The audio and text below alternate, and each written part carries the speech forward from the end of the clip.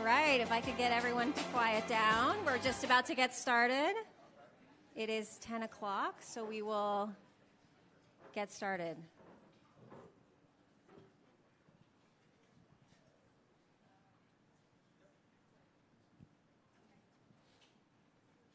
I think we have a video.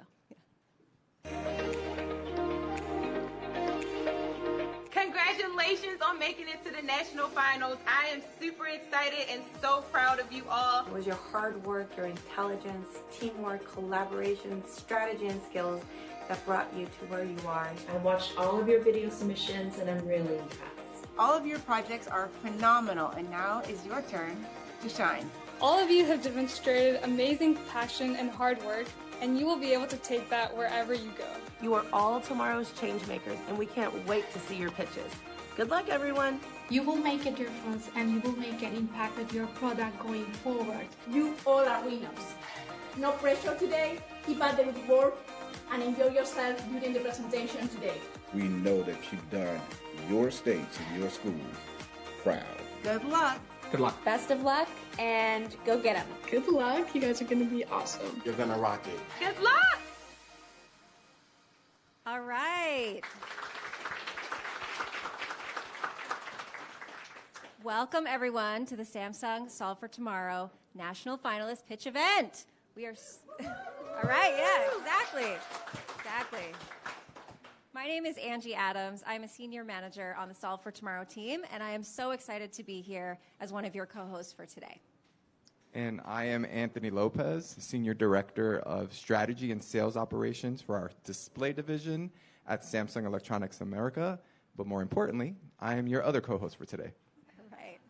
Here with us in the room today, we have 10 incredible teams from schools all across the country who are going to get up on this stage and demonstrate how STEM can be used to address some of the greatest issues facing our communities today.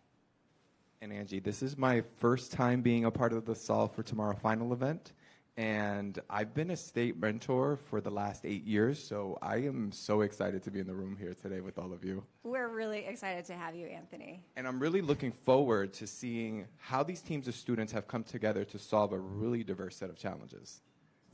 Right. At Samsung, our guiding vision is Together for Tomorrow, Enabling People. And while Solve for Tomorrow is focused on STEM, at its core, it's really about humanity.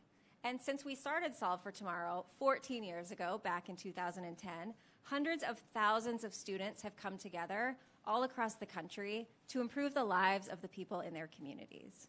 And along the way, Samsung has awarded more than $27 million in technology and classroom resources. Yeah. It's pretty incredible. Now that is truly amazing. We are so inspired by all of you in this room today. And for the national finalists here with us today and those who are joining us on the live stream, making it to this point is such a huge accomplishment, and you should all be very, very proud of yourself. That's exactly right. Before we get started with our student pitches today, I do want to welcome a very special guest from one of our partners, DonorsChoose. I know that the educators in the room and on the live stream need no introduction to DonorsChoose, but for those of you who might not be familiar, DonorsChoose is the leading nonprofit supporting public schools in the United States. They empower teachers and they equip them with the tools that they need to change lives. Here with us today is Alex Gurrier, the CEO of DonorsChoose.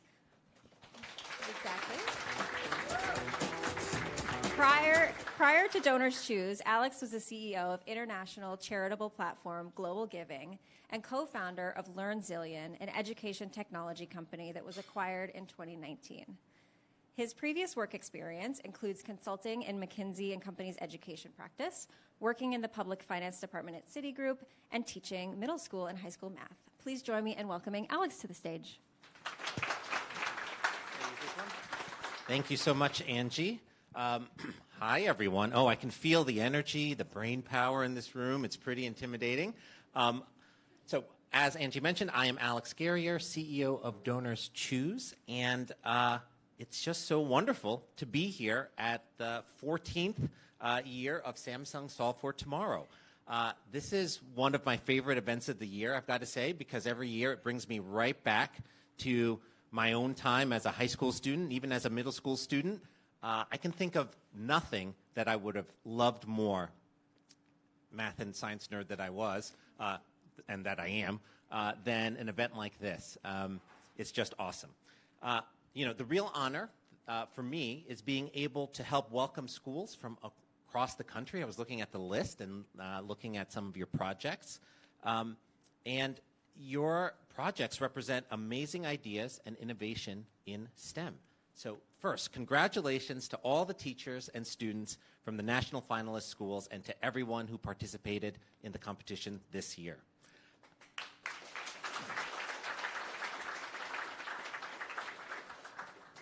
So we at DonorsChoose are really proud to help Samsung Solve for Tomorrow fund classrooms.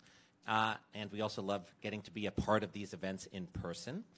I had the opportunity to see Solve for Tomorrow as one of my first big events when I first joined DonorsChoose as CEO 2 years ago. I was reminiscing with Ann before. I remember it very, very clearly. It was in New York that year.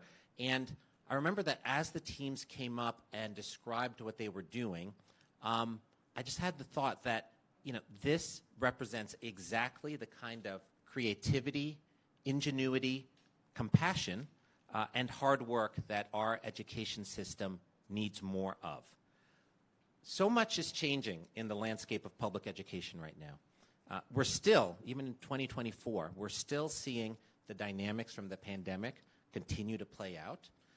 These include huge changes in how technology shows up in schools, and it also includes huge changes in the expectations for the services that schools need to provide students and teachers. Our very sense of what kids need to learn in school in order to succeed in college and participate in this continuously evolving economy, that sense seems to shift, at least for me, from day to day. And the pace of change is only accelerating. So, things like AI, large language models, generative AI, those are only some of the latest waves of technological innovation that sort of promise or sometimes threaten to change all of the assumptions we have about what school and work look like. So it is a moment of fast-paced evolution for our society, which can be highly unsettling. Now, one of the things that I know is true, even in uncertainty, is that there are always examples of the right path forward. For example, to the students in the room, you have developed forward-looking, market-ready prototypes to solve challenges that you've seen in your communities. You've done this with your teachers cheering you on. And not only that, the process that you used to develop those prototypes, the teamwork, the research, the creative thinking, the collaboration, all of those are exactly the kinds of skills and practices that young people need to master to navigate the winds of change that I mentioned before. In fact, I consider this program to be an exemplar for exactly the kind of experience that our education system needs to provide for every student. I'll use a short story about a classroom that was especially impacted by Solve for Tomorrow to illustrate my point. Last year, a state winner was able to outfit an engineering and design lab for their students, thanks to Samsung support. So this lab included 3D printers, large format printers, a Samsung interactive display, and lots of materials for students to design and create together, sort of a maker-like space. So this newly outfitted lab inspired the school's leaders, the principal, et cetera, to invest even more in those technologies. And then they were able to bring on the support of others, so local engineering firms and local companies stepped up to provide even more support. So according to the original teacher, those companies saw just how serious that classroom was about the program and what an impact it was having for students.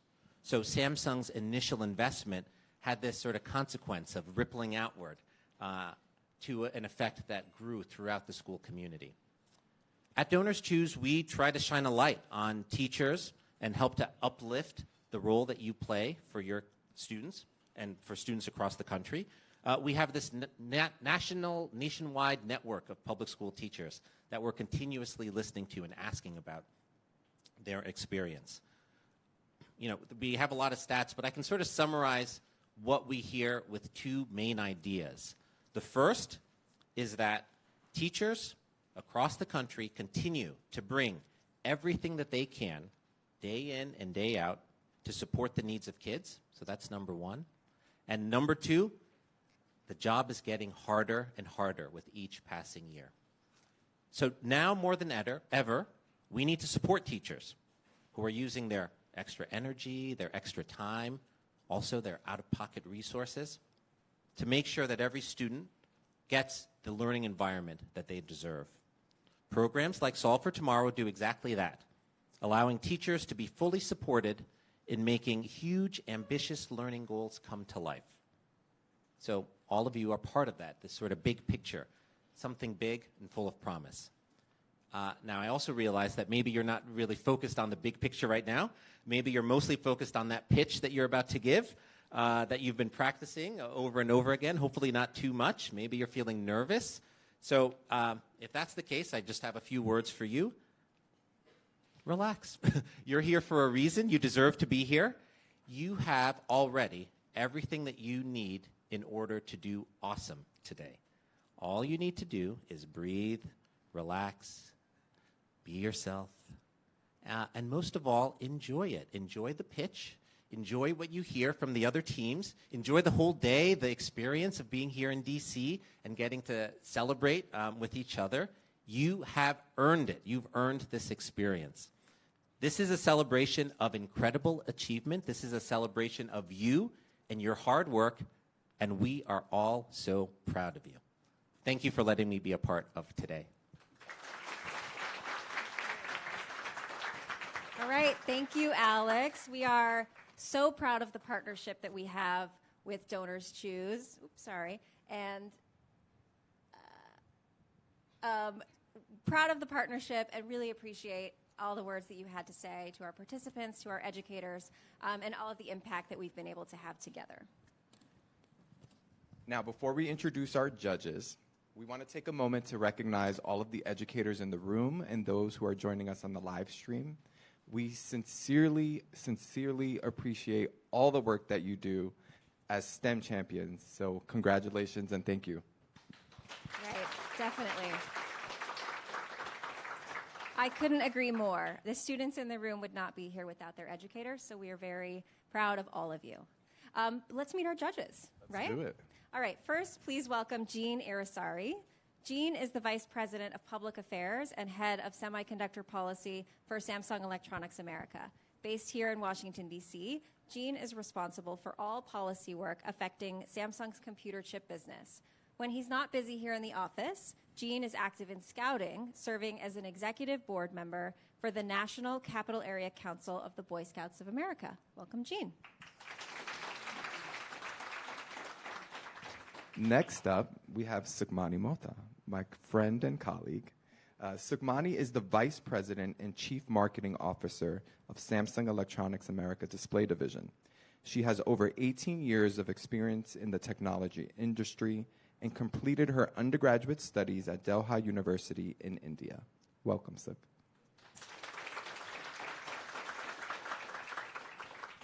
All right, next up, we have Mr. Dan Kaufman. Dan is currently the Director of U.S. Program Policy and Communications at the Bill and Melinda Gates Foundation, leading the teams responsible for developing policy and supporting the Foundation's programmatic work to strengthen U.S. education and economic mobility. And a fun fact, Dan is also a former teacher. His experience in education began as a bilingual ESL teacher in the Atlanta Public Schools.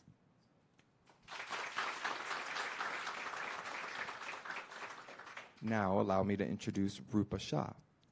Rupa is a board member at the App Inventor Foundation, where she plays a crucial role in shaping the organization's mission to democratize software development by empowering people, particularly children, to create mobile apps using the App Inventor platform. Rupa is dedicated to improving education and technology access for young people. A fun fact about her, she was born and raised in Nepal. Welcome. And finally, we have Mr. Kevin Lay. Kevin is a physics teacher at Alan D. Nease High School in Florida and a former Solve for Tomorrow national champion. His favorite thing about teaching is the meaningful experiences he's able to share with his students. And when he's not in the classroom, he can be found digging for fossils in Montana, cheering on his 2 incredible children, or enjoying a walk on the beach with his wife. Welcome, Kevin. Yes. Welcome to all of our judges. And so before we welcome our first team to the stage, I want to remind everyone that each team will have 4 minutes for the presentation and 6 minutes for Q&A from our panel of judges. All right, let's get started. Let's do it. Welcome to the stage Brandywine High School from Wilmington, Delaware.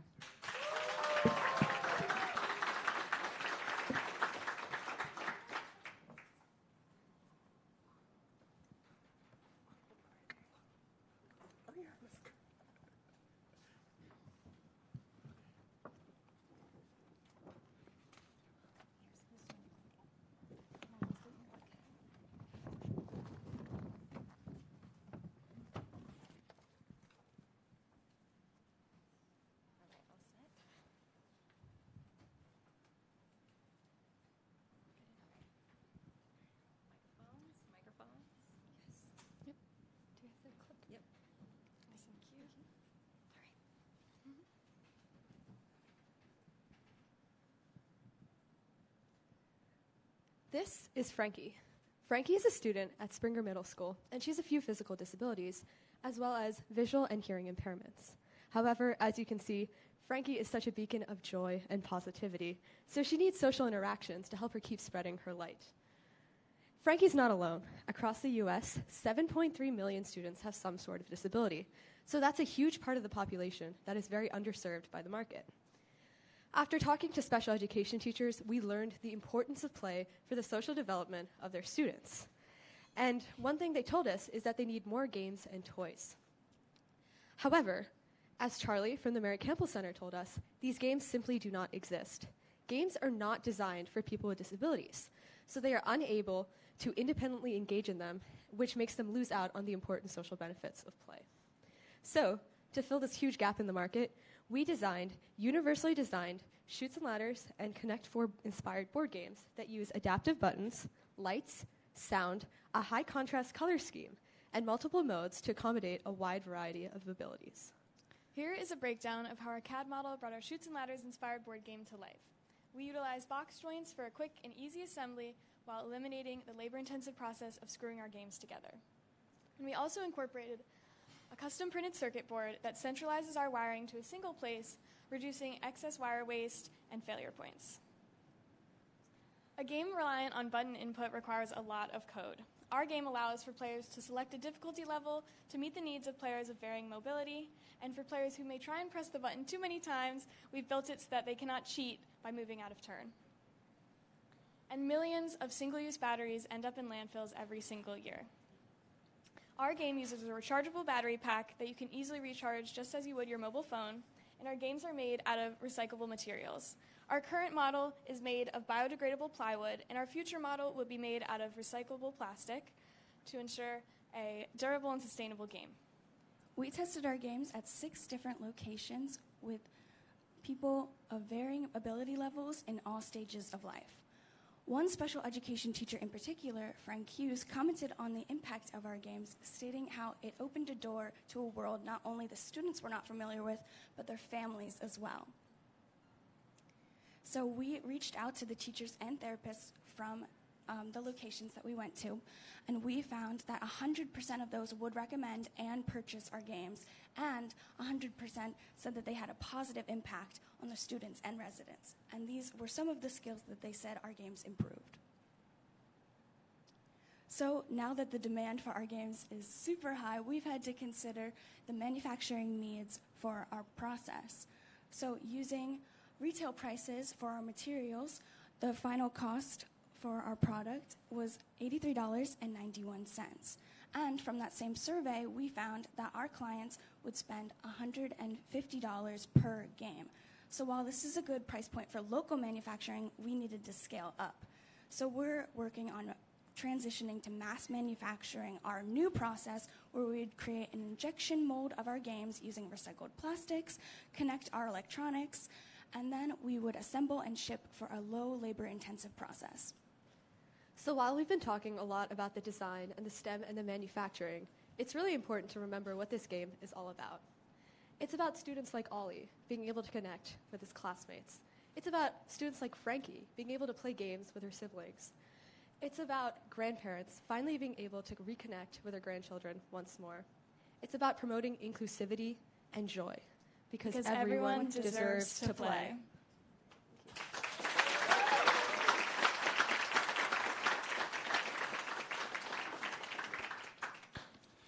Okay, you guys started off the Solve for Tomorrow competition with a bang, so great job, first of all. It's incredible.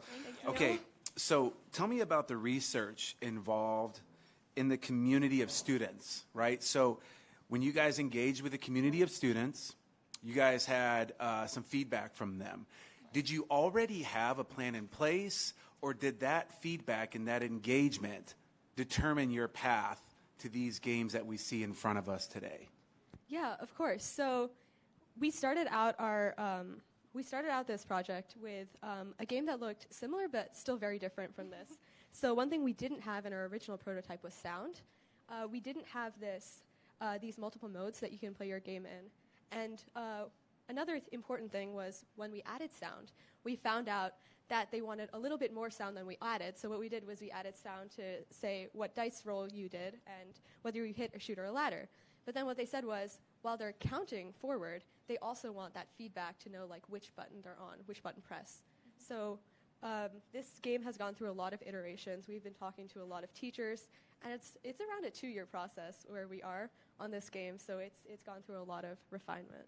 Yeah, and that was working with our special education teachers in our district as we, brought these games to multiple communities to kind of test out and get feedback.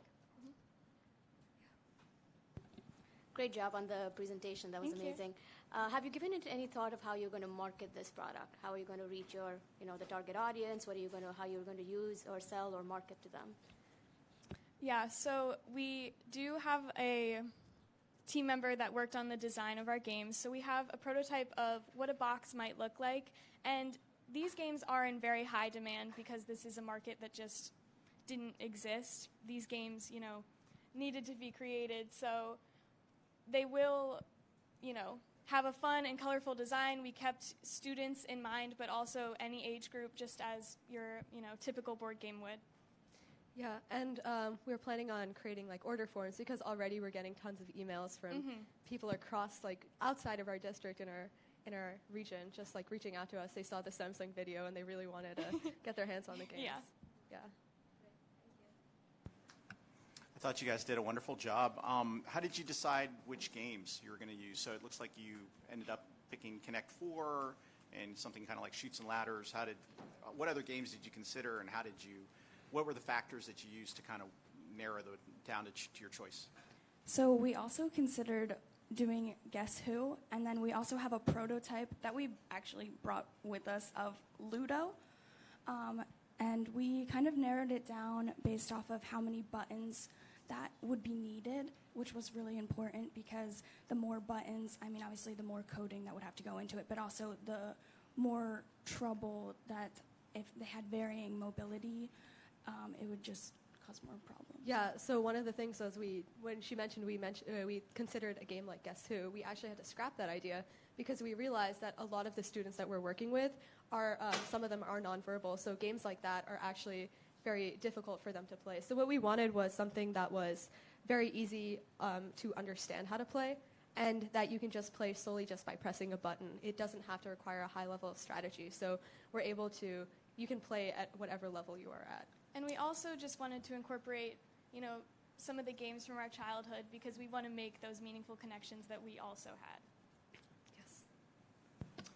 Yeah, I'll just echo everybody's comments of great presentation and an amazing product. Can you talk a little bit about, as you were doing the testing, the piloting of this, and just the general concept, is it really about the kids having fun most of all and engaging in the moment? Is there some way in which you measure like how they grow, or how the teachers can measure how they grow using the games? Yeah, of course it is about fun, but our teachers also pointed out that they use it as a tool. Dice roll, obviously 1 through 6. Some teachers were using it to help their students learn how to count, and some students with, limited mobility were kind of using it as a fun way to reach their mobility goals for that day, to press the button 6 times and they've reached their goal. So teachers were, they saw these games, and of course they had these innovative ideas of how to incorporate learning and fun to their students, and we just wanted, to get that feedback and make sure that students were having an enriched experience. Yeah, that was another benefit of the game like Chutes and Ladders, is because it has such a counting element to it. So when we went to a kindergarten to test out our games, the teachers are using it to help their students actually learn how to do numbers, which was a really exciting experience. But when we went to the Mary Campbell Center, which is for adults with disabilities, they were using it for their social interactions. They were using it for just mobility goals.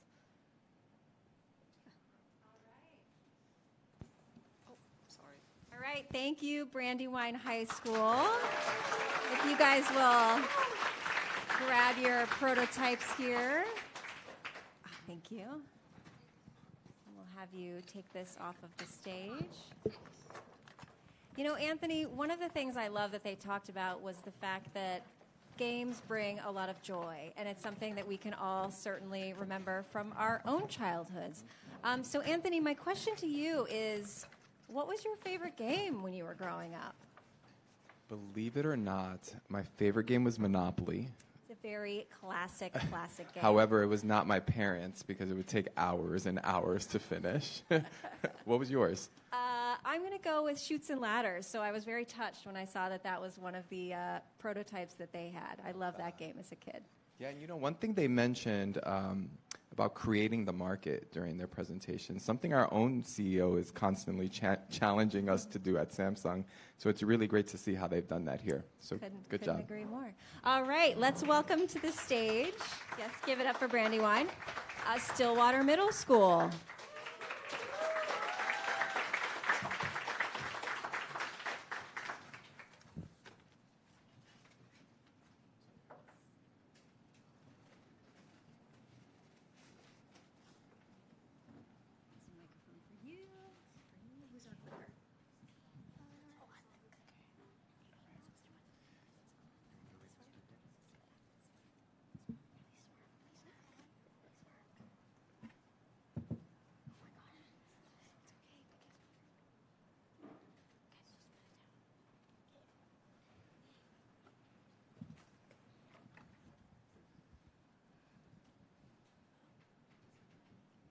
Every day needs night. Let's help birds keep flight.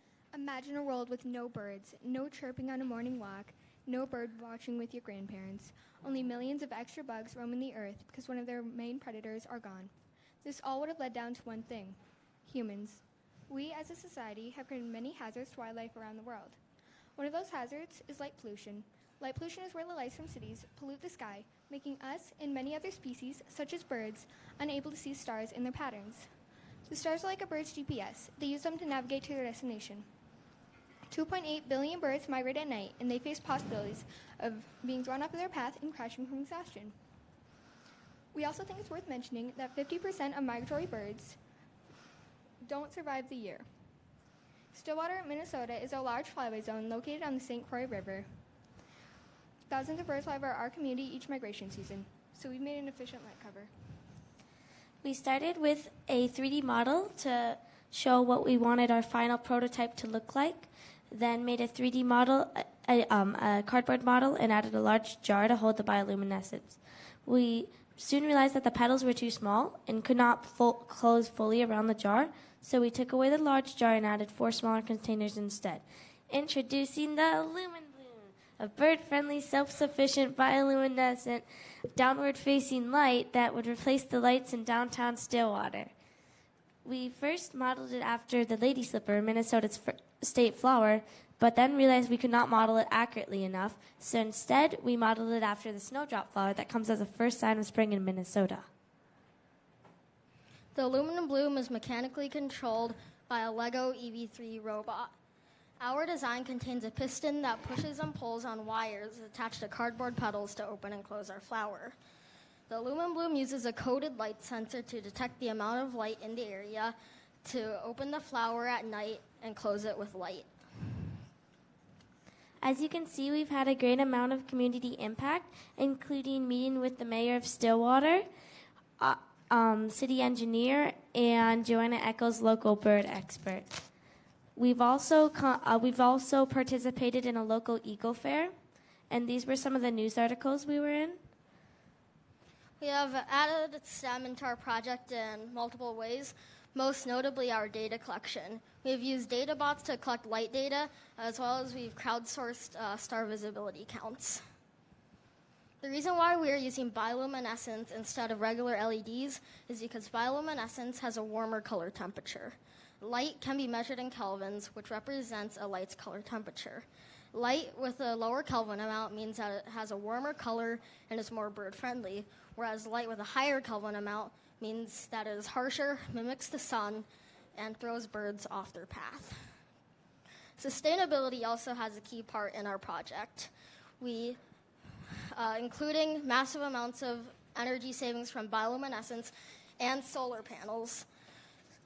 A regular streetlight would cost approximately $620 to run per year. Since there are 35 lights in downtown Stillwater, that would mean it would cost about $21,717 to run annually.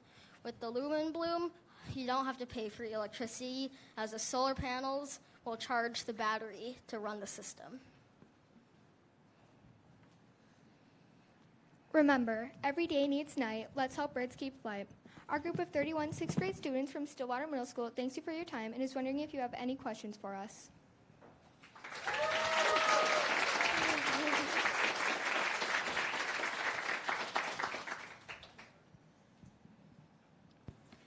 Well, you did really great. Where the first team, I think, did a really good job of telling us from story, like a storytelling. You really helped us lay out how it is sustainable, how you've used STEM, so that was really great. I love the idea. How did you come up with it? How did you come up with this problem for birds? Well, our teacher, Miss Christensen, was just she was just looking around and she found light pollution, and so she had a day for us to just like search up light pollution, find out what we could about it, and then she found this competition. So we were like, let's make something. Let's make something to fix it. That's amazing. Thank you. So throughout this whole process, you obviously had to talk to a lot of people, especially people that work with, like the city, right? So the lights and the structures and the grids and stuff. Tell me about your interaction and what you learned when it came to talking to city officials, and how would you implement these lights? Just talk to us about that process. Well, our city engineer did say that we could install one light and like see if it works, like just to test it out. But they've been really excited to work with us. I think it's really exciting to meet with them.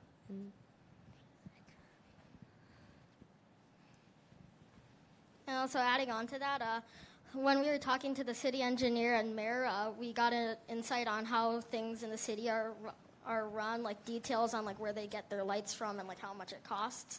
So like we learned, for example, like a standard street light would cost around like $2,000 to $4,000, whereas like our system would cost up to like $500 maximum, and on average about $360.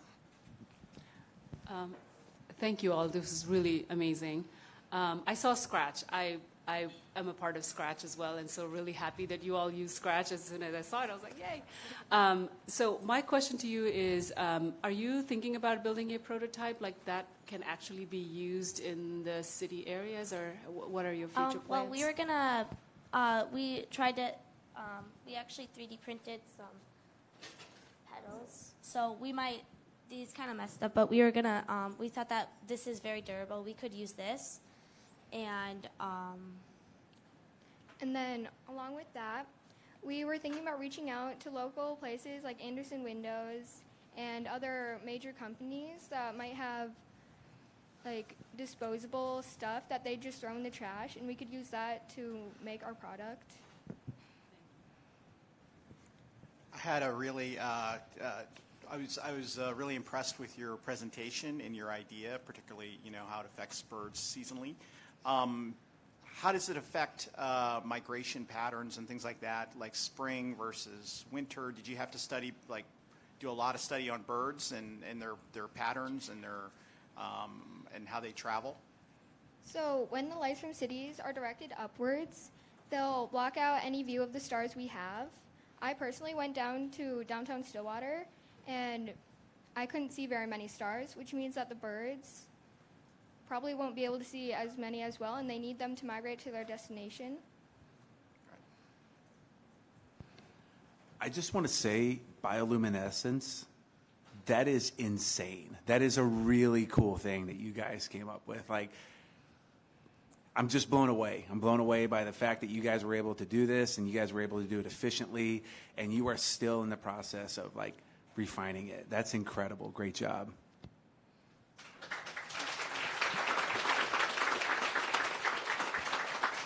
All right. Thank you, Stillwater Middle School from Stillwater, Minnesota. Great job. We'll have you guys move on. Anthony, one of the things that I really appreciated about their project is that they told us about the iterative process that they went through. It wasn't just, we had an idea, we made a prototype, here it is. They talked about, this one didn't work, so we tried again. This one didn't work, so we tried again. And that's something that I know for me, even in my life now, I still do that today. So it's really impressive to see these young kids going through that process. For sure. And I particularly loved how they were able to connect the design to a flower from their state. Mm-hmm. And when it didn't even work the first time, they found another flower. I love that Super too. cool. All right, let's welcome to the stage Hoover High School from Hoover, Alabama.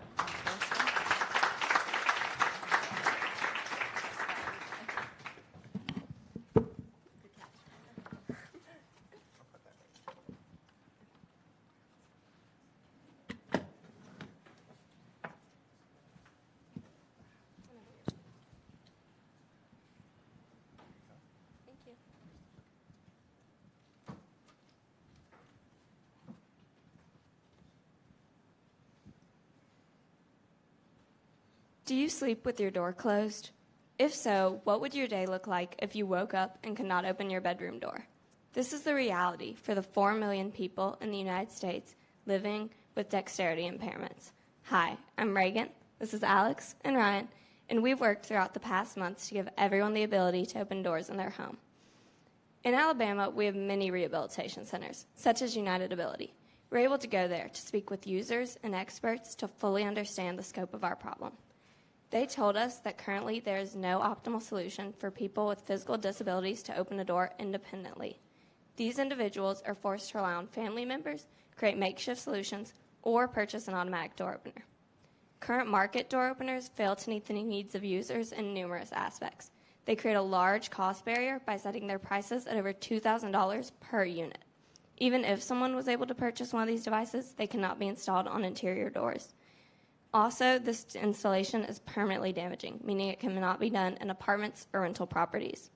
From this information, we determined that our most prominent issues are that semi-autonomous door openers are expensive, require damaging installation, and cannot be used on interior doors.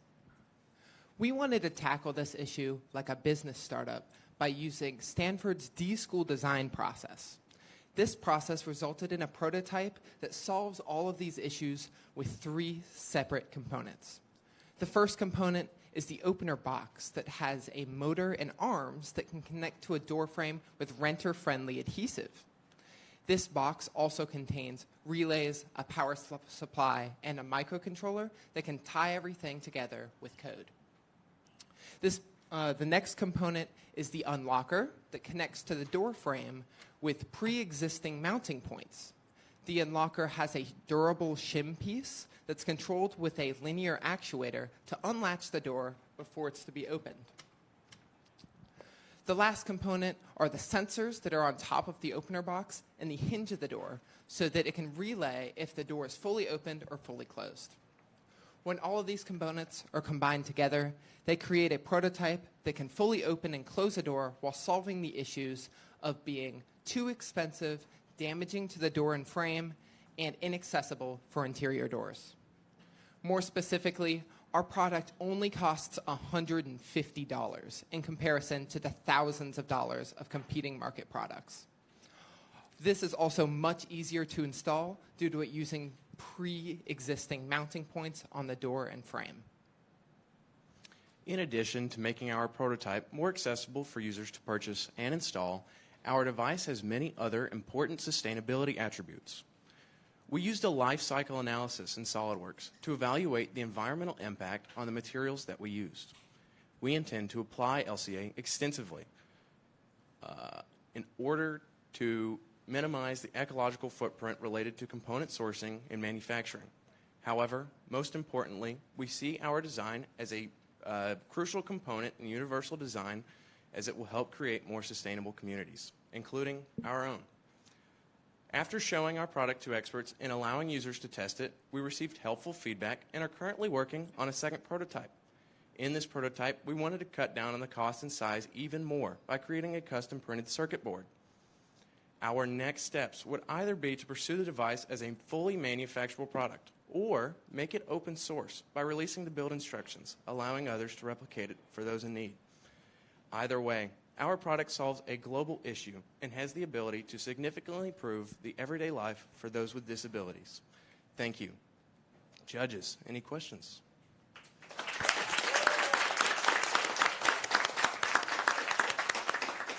Great presentation, you guys. Good job. My first question to you is how did you identify this problem? Like, what kind of research did you do? I know you said you went to a center and talked. Like, how did you, as a team, identify we want to work on this issue?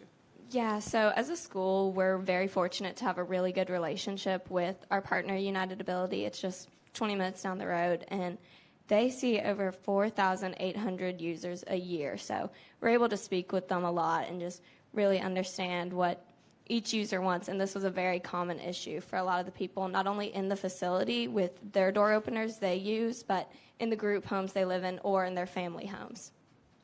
Also, at Hoover High School specifically, we have a great group that helps people with disabilities at Hoover High School, and we saw these issues there as well. Thanks. That was great. I love all the context setting about the solution and the process and the display you're using I could really visualize it even better than what I saw in the video. But can you tell me a little bit more about the actual technology and how it works, as probably the least technology savvy person in this room? But is it something that you sort of copied from other types of technologies? Is it sort of an original design? How did you figure out how these different pieces need to connect together and integrate into a solution? So yes, if you can hold up that, the door opener is very based off of other market solutions. It's arm-based, so it can push off of the door frame. The major difference is we did not want it to damage the door, because other market solutions, you have to drill into the door and screw it into it, and that will totally ruin the door if you want to move, and you would have to replace the door and cause waste. So this has hooks on it, kind of like a wreath hanger, and it sticks onto the door in its place. Now, the unlocker is an original design that's kind of like a credit card shim. You know how you can shim open a door with that? That's what this metal piece does, and it will shim open the door to unlatch the door, and then the motor will activate to fully open it. Okay, so I'm the awkward person who, when you have automated doors, I wait until the door's just about ready to close, and then it either hits me in the face or it hits me in the behind, right? So help me with the activation. How have you made it to where it doesn't shut on people like me who have really awkward timing with that, and open also? And by the way, great job. That was super awesome. Thank you so much. So currently our activation is made with this remote control, and that's because that works best for us when we were prototyping this. But since all of our code is open source, this is very easy to upload any sort of input device for anyone. If they want a big button mounted on a wheelchair, they can hit it. If they want a motion sensor, they can do that. If they want some sort of proximity device with their phone, we can upload that into the code as well. Talking about not getting closed on anything, our motor has been calibrated so that it has enough torque to close the door, close a normal interior door, but it does not have enough force to hurt anyone if it ends up doing that. And we also have a backup that can be added to any sort of thing, like coded in sort of like the activation system. Currently, our backup is the B button, but it can be a current sensor that detects more pressure going into the motor, and it'll automatically stop, open the door, release all pressure. I was very impressed with all the different types of STEM that you have here. So coding, you have mechanical engineering, electrical engineering. How did you kind of seamlessly put all of this stuff together so that it all worked in a very, efficient manner? Okay.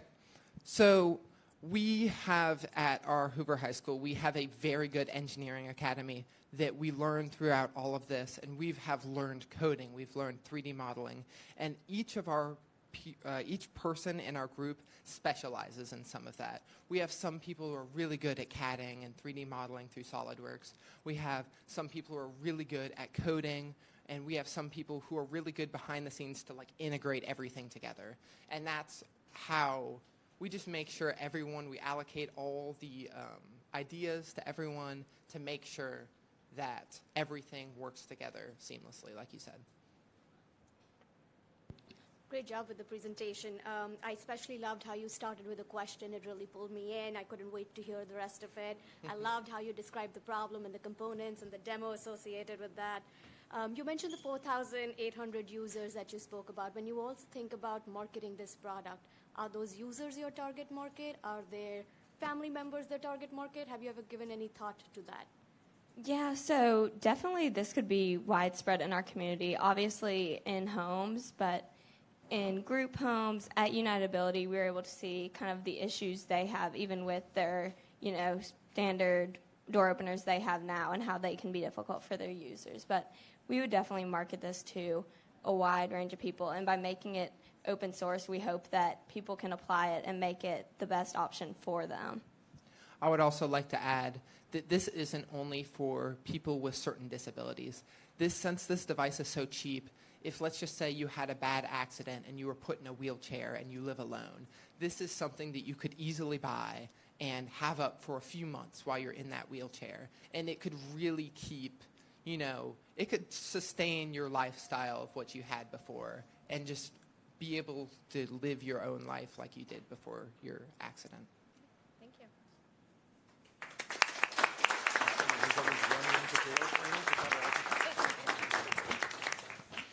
All right. Thank you, Hoover High School. Great job.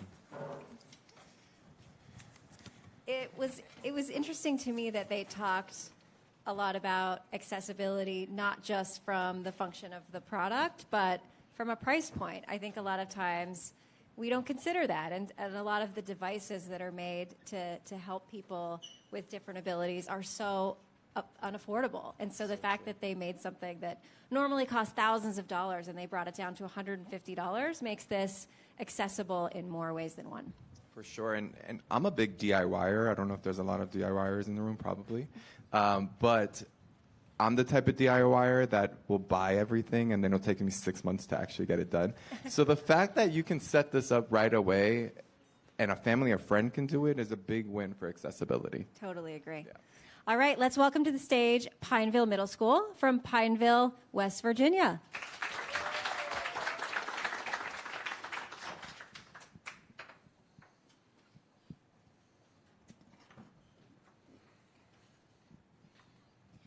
Before we start, we have a prototype here that if you all would like to look at it, we have two different ones. We have one that is actually taken apart. It's just the simple, different parts that you can look at. And then I think the one that he just gave you, it's a bit of a tight fit. It's not a screw-on, so if you kind of wiggle it around, there we go. It'll pop off. Yeah. So if you all want this one, I can hand you that one. Okay.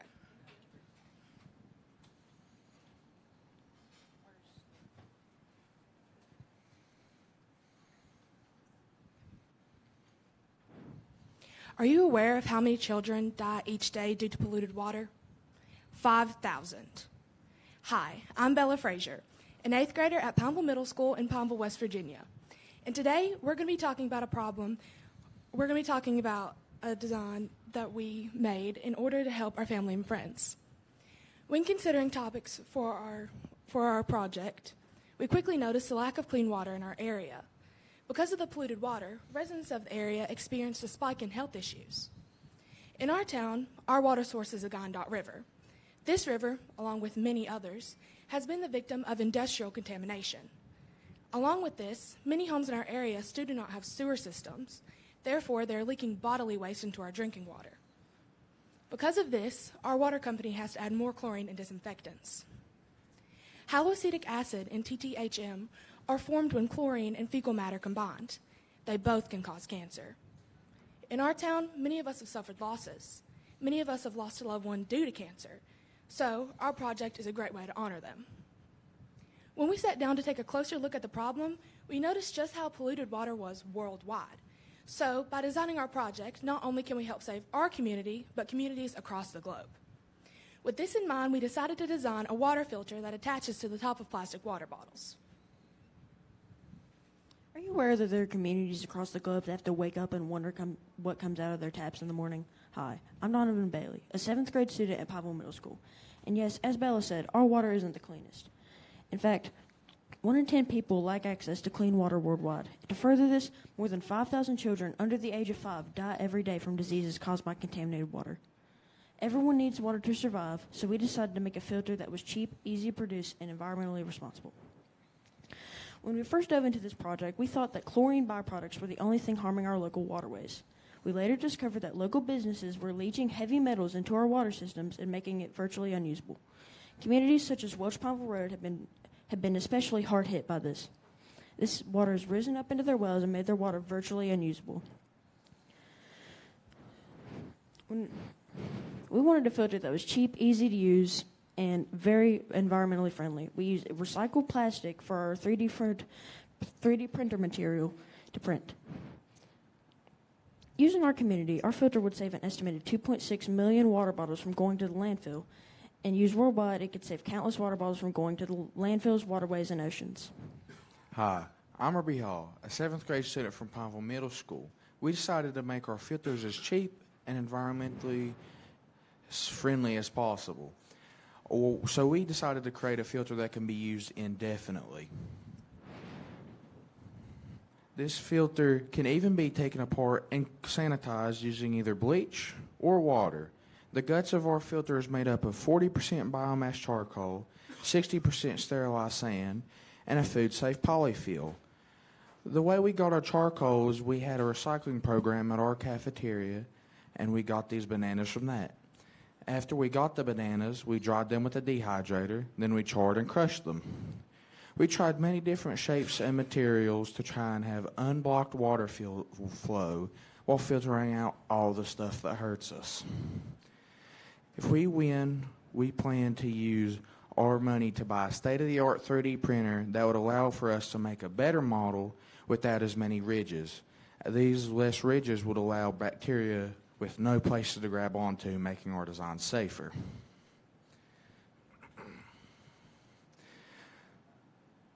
This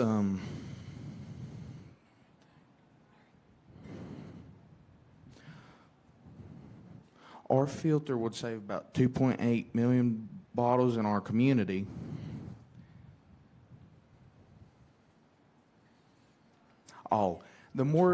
We also plan on extending our banana recycling program to other schools and other cafeterias across the state. The more charcoal we could get, the more filters we can make, and the more filters we can make, the more we can give to those in need, like those on Welch-Pineville Road. We also hope that one day our design can be mass-produced and given to people all across the world. Thank you.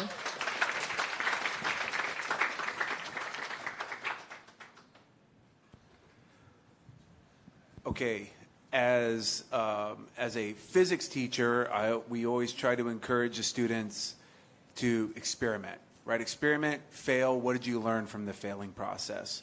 And it is awesome watching you guys and seeing the 3D design processing and what you guys use. So fantastic on all of that. That is incredible. Talk to me about that experimental process. For instance, you guys used banana, right? And you guys mentioned sand. Did you try other foods? Did you try other sand processes? Talk to us about that experimental process. Well, we've tried many filter designs, many different foods that we discovered were being wasted in our cafeteria. People just weren't eating them. Bananas are just given out almost every day. Breakfast, lunch, no matter what. They're given out almost every day, and they're just being wasted. So we decided to take that waste and use it for the good of the county and just the people in the county. Adding on to that, whenever we were trying to decide what to put in between the charcoal so that it wouldn't get in the water, that was probably our main issue. We went through so many different things. We went through recycled T-shirts. We did kind of like a mesh, like a strainer kind of metal thing. It was such a difficult issue to deal with. We ended up going with kind of like a fish tank filter, like nylon, and that works the best.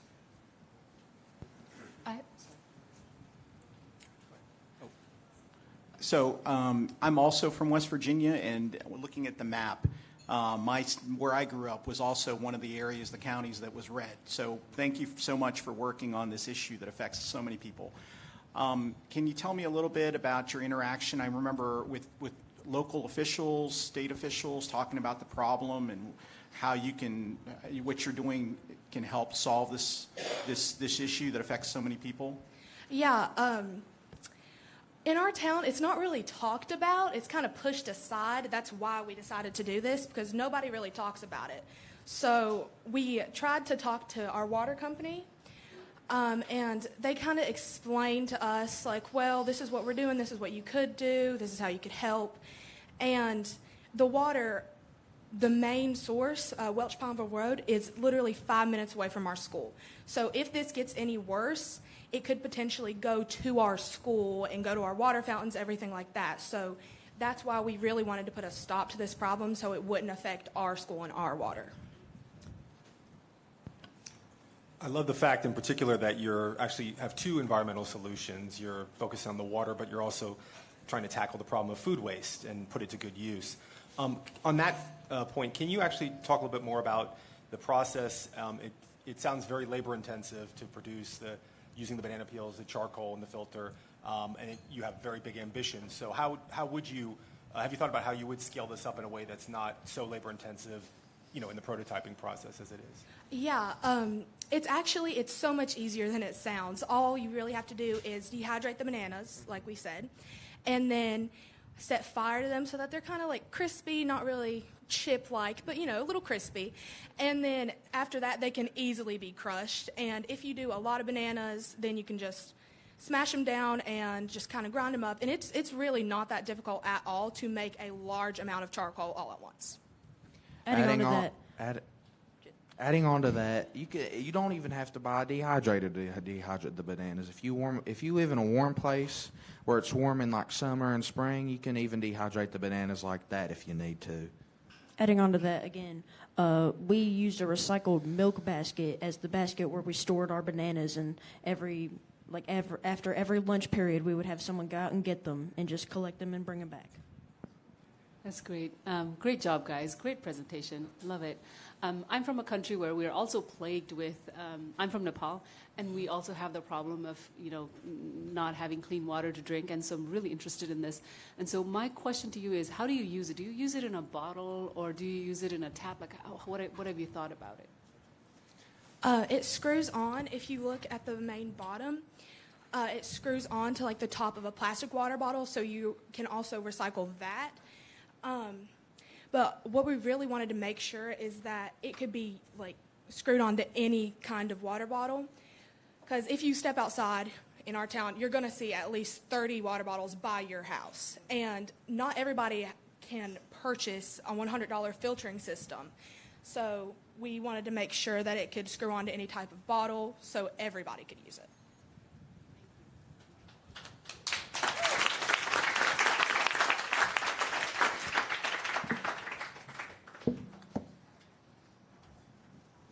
Great job. Thank you so much. Thank you, Pineville Middle School. Yeah, I've got a true story for you, Angie. Let's hear it. So this morning, when I went to, get up, brush my teeth, the water in my sink ran green. No. Yeah. Wow. So, and this is a true story. And I had to get one of the bottles that was in the room for $8. Oh my goodness. And this would have came in real handy this morning. So Yeah. I see the use case, definitely. Totally. I think we all really take it for granted, the fact that most of us, except for you this morning, can turn on our faucet and clean water comes out. And that is, as these students just demonstrated, that is certainly not the case for everyone. So a very important problem that they're trying to solve.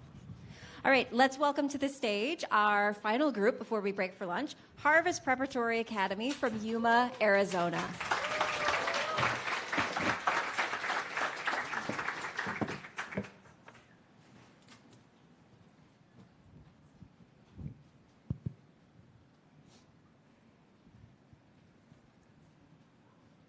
Hello, everyone. I'm Karan Shava. I'm Sherlyn Valencia. And I'm Carmen Martinez. And we are from Yuma, Arizona. My mom always says, eat your greens. Salad is a delicious and healthy part of the American diet with multiple benefits, from healthy digestion up to its amazing antioxidant and anti-cancer properties. There is no doubt that salad has been a part of a typical American meal. 6 out of 10 Americans eat salad on a daily basis. And a little fun fact, females actually eat more salad than males. We are here proudly representing our hometown, Yuma, Arizona. Our hometown produces around 90% of leafy green vegetables in the United States during the winter season. For this reason, it is known as the winter lettuce capital of the world. Another fun fact, Yuma is also the sunniest place in the world with plenty of sunlight, healthy soil, and water irrigation. Agriculture is the main industry in Yuma, bringing up to $2.5 billion in revenue. However, in 2018, a devastating E. coli outbreak was traced to originate from our hometown. This affected 35 states, leaving more than 200 individuals hospitalized, and sadly, 5 of those people ended up dying. All the green produce in Yuma was completely pulled out from the market, causing farmers to lose their jobs and leaving businesses struggling. Based on our research, it has been a long-time recurring problem. Since 2006, there has been a recorded E. coli outbreak caused by consuming raw vegetables. Current solutions include washing vegetables, but this solution is a total failure.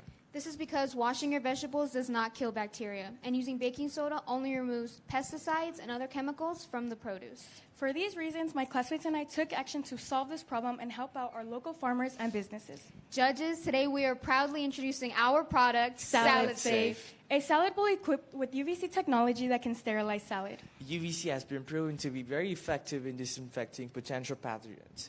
Has been used by many food manufacturing companies for more than 50 years. However, common consumers like us have not had access to this technology until recent years. Our project aimed to engineer a salad bowl with UVC that can be easily accessible to everyone. We conducted a series of experiments and found that it takes a minimum of 1.5 minutes of UVC exposure to fully eliminate the E. coli colonies. We've also learned that UVC exposure has no negative effects on terms of quality and nutrient contents found in fruits and vegetables. In fact, green produce that are exposed by UVC lasted longer than those that are not by 73%. Salad Safe. A salad bowl that is effective on eliminating potential foodborne pathogen, has minimal to no negative effect on the nutrient content of the food product. It is eco-friendly as it uses non-thermal methods of food decontamination. And most importantly, this product can be easily accessible to every American household. Judges, please join us in making food safety effective and accessible.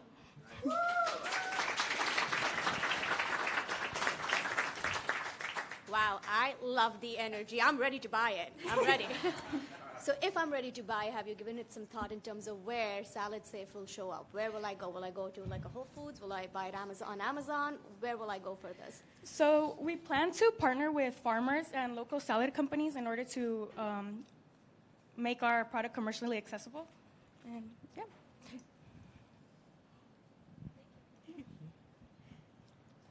I love the presentation, and I love the problem identification with, like really good data. I don't have really a question. I don't really have a question, but I just want to tell you how incredible your project is. Just curious. So, like,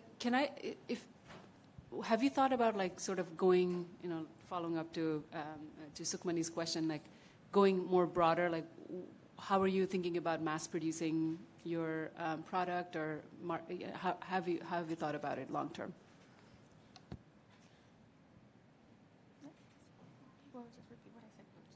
So like what Sherlyn said earlier, obviously partnering with companies, but I also think that we could maybe start marketing on our own, like advertising in our schools, advertising in local supermarkets. So not just with produce companies, but with our local supermarkets and like Whole Foods, for example. I can personally attest to the fact that men in my household eat less salad than women do. So that is a fun fact for you all. My question is, after seeing what it approached, right? So your solution targets a litany of problems. It targets not only how people are sick, how it affected people's families, right? The death, the jobs, the economy, everything else. Something very simple. I know it's going to sound very simple, but and maybe I missed it. I don't think I did. But what powers this? You know, like, is this something that runs on battery? Is this something that like plugs in? Is it easy to power? Is it easy to bring into a home? Yeah, it's as you said, it's really accessible and to everyone, every American household. So this is generated by. Use your microphone. This is generated by 2 USB drives there. Those usually connect and turns on the UVC light. If you don't want to waste the energy, you can just click on the button. That's right there. So it has 2 strips of UVC light, LED light inside it. So it's much more easier to access it. Can it be modified to plug in to an outlet? Have you thought about that, or have you just thought about like DC power for now? Well, it could be modified since it's just a prototype, but we're planning to do it on like a real plug-in. Instead of consuming the battery, we can just use like a real power source. So that would make it much more easier, in my opinion. Excellent, thank you. Unlike my colleague, I am a man who enjoys salad at home. But I'm also very lazy. And when it comes to food preparation. So can you just walk through, I think you touched on this in terms of like how, and did you test it out sort of like in people's homes, like how it actually fits in with their daily routine? Is it something that takes, how long does it take to sort of irradiate it? And how can you kind of fit it with a general cooking routine where you're preparing your food at home? So luckily we made our prototype simple enough to where you can put in your vegetables, you press your button, you wait 1.5 minutes, and your salad is completely sterilized. So it would take maybe maximum 3 minutes of your time, and you're ready to go. Your food is safe and healthy to eat. I mean, it might sound like 3 minutes sounds like more time, but health is much more important than time because you never know what happens the next minute. So I would prefer doing it for 3 minutes.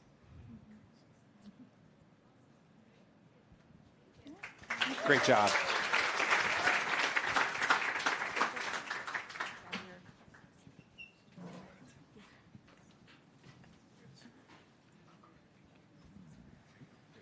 All right. Thank you, Harvest Prep from Yuma, Arizona. Amazing presentation. And it made me really hungry. I am definitely someone who enjoys a salad, so their stat, I don't know if you enjoy salad, but their stat about women eating more salad than men feels true to me. But yeah, definitely does. I love salad. But I really love their PowerPoint slides. I need to find out who made those. Yeah, great job. I love that they came up with the name for their products and everything. It's almost ready to go to market. We are about ready to break for lunch, but before we do that, let's give one round of applause for all of our 5 teams that went this morning.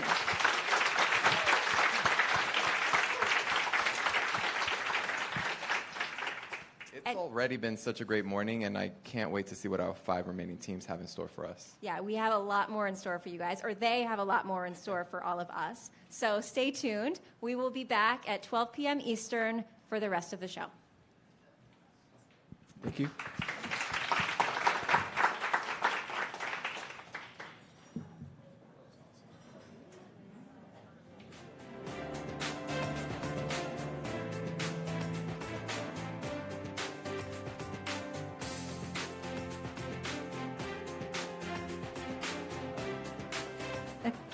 Okay, everyone, thank you so much for your participation, your support of everyone who's presented.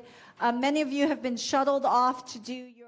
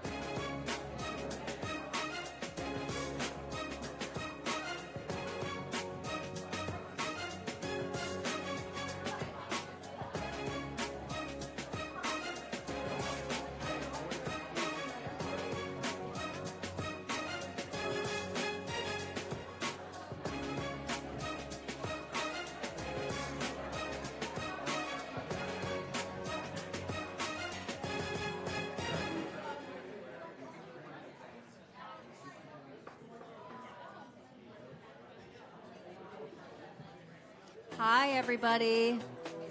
I just want to tell everyone that this is the 5 minutes before we start back up. So finish your lunch, go to the bathroom. If you're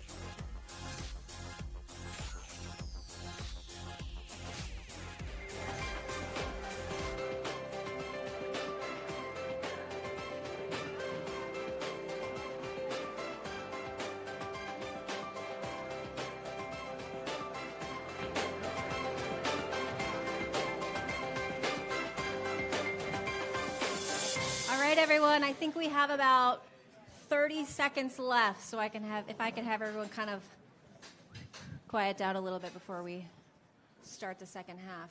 If someone could give me an actual count. Tell me when it's actually noon. Now? It's 12 on the dot. Is my camera crew ready?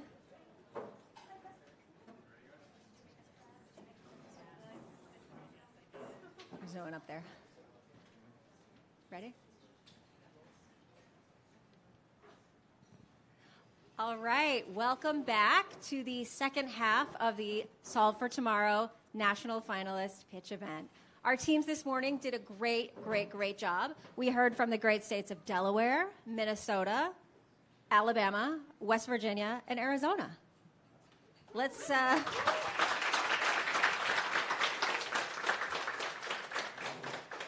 Let's keep it going right away, and welcome to the stage, CY Middle School from Casper, Wyoming.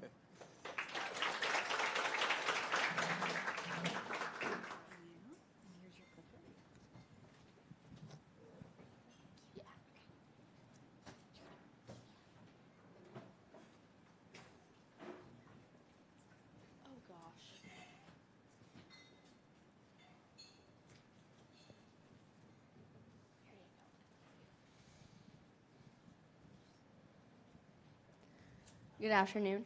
How much of that wonderful lunch do you guys think just got wasted? Good afternoon, and my name is Rosie Levitt. And I'm Kylan Murnick.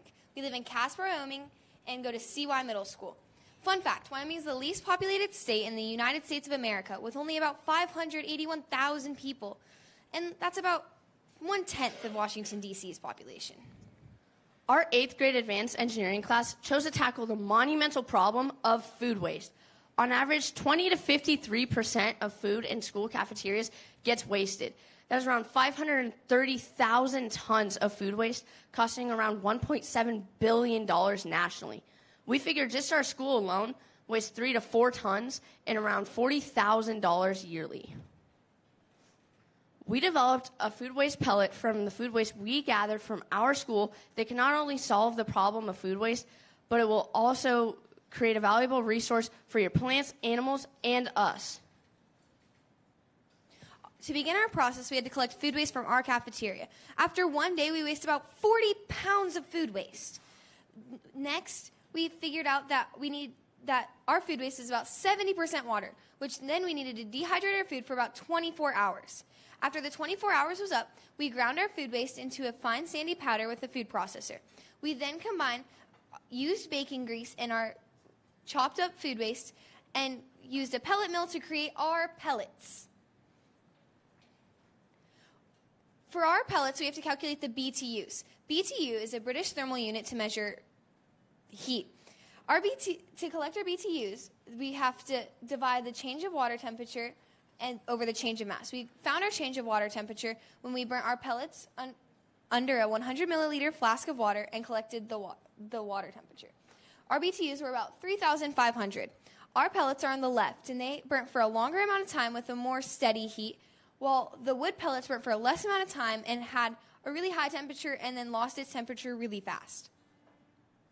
To determine the fertilizer value of our pellets, we tested for NPKs and pH. Our NPKs were decent. Our nitrogen and potassium were really high, if not moderate, which is a great thing for your gardens.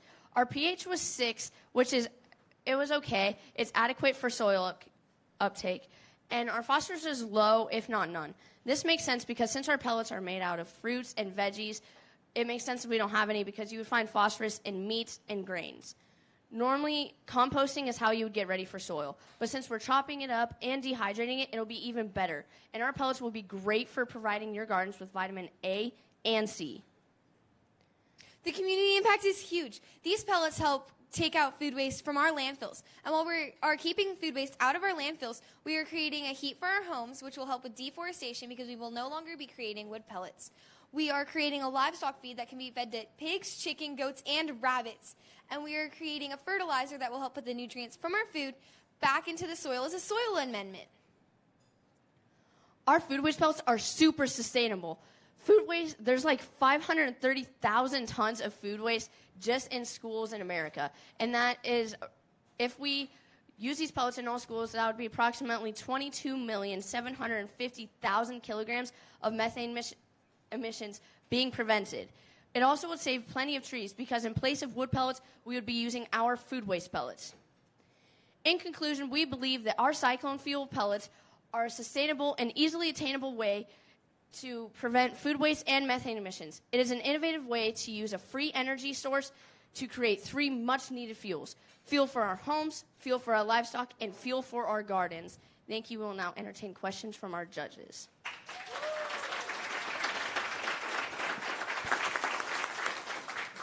Wow, so that totally woke me up from my food coma. That was great. Love the energy on stage, love the use of hands, and how you were really emphasizing some words. It was great. The energy was amazing. I'm a marketer, so as part of my role, I also spend a lot of time on naming strategy, and I love the name that you've come up with. Can you talk a little bit about your naming strategy? How did you come up with this? Our school mascot is a cyclone, as in the tornado, and our class was like, this is a great fuel for a bunch of different things, and we just love the fuel for it because, we're fueling things with, our food waste. So we did cyclone fuel because school mascot and then, fuel. So, yeah. Great, thank you. Yeah.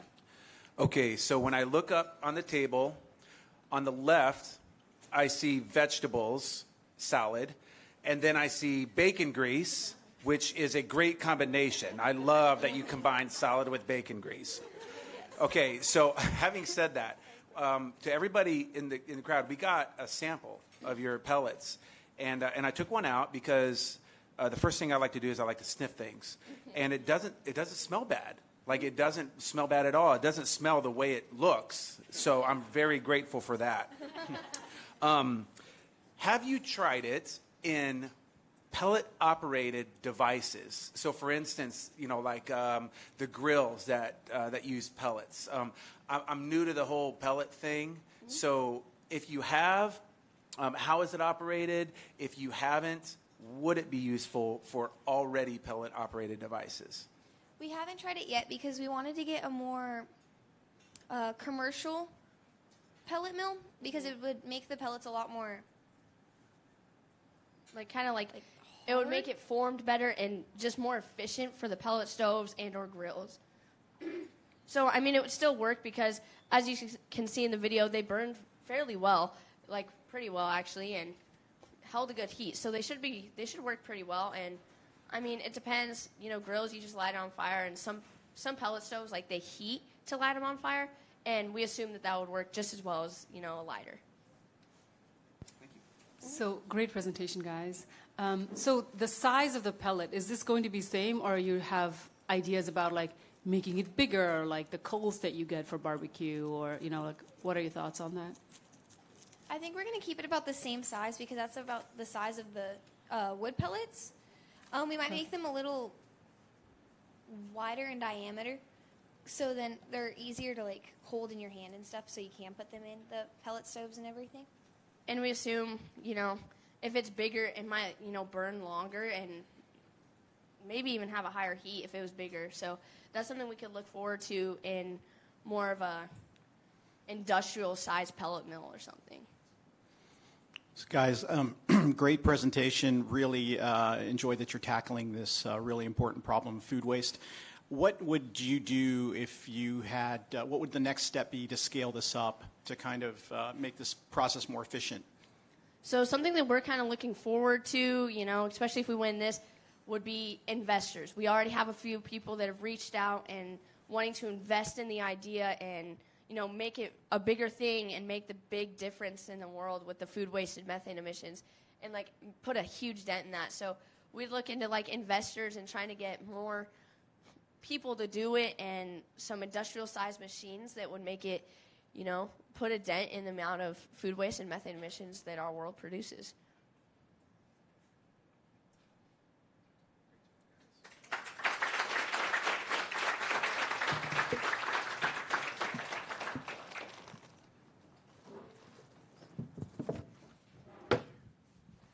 All right, thank you, CY Middle School. That was an amazing job and very, very timely following lunch, because I know that you are right. There is probably a lot of food waste left behind.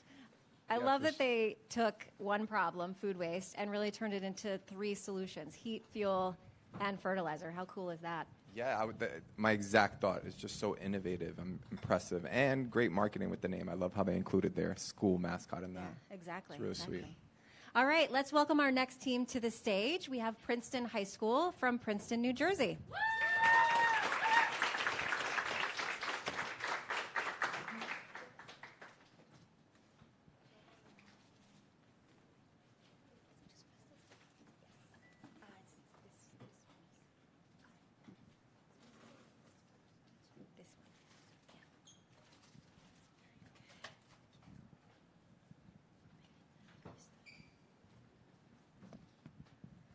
Hello, everyone. We are Princeton High School, and our project is Cho, the Mayan language companion. Here's a video from one of our collaborators, Ashbio, and while this plays, we will have our most important team member, Maida, demonstrate why mom is so important. Hello, everyone. My name is Maida. Welcome to all. Thank you for the opportunity to share a culture and a language that are important to me in many speakers of Mam language in many communities.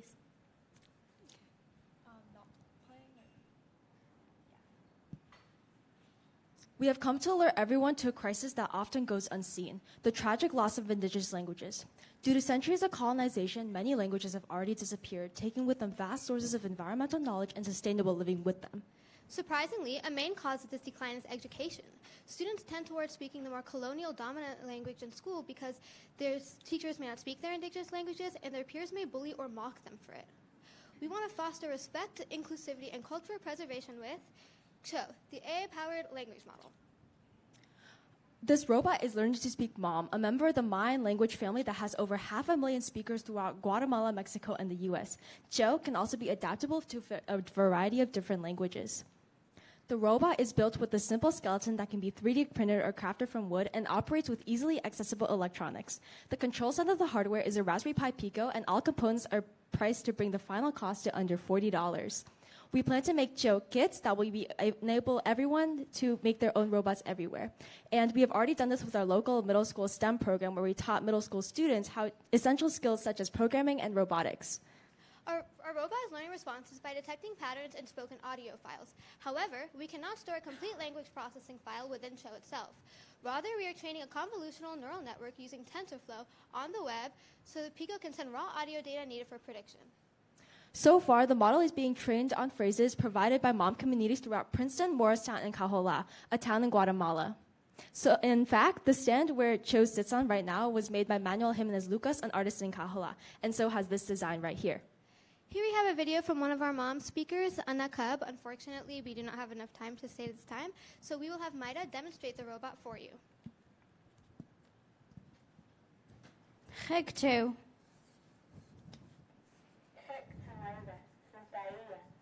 Shushobe la matzach tu machulkani tzalo.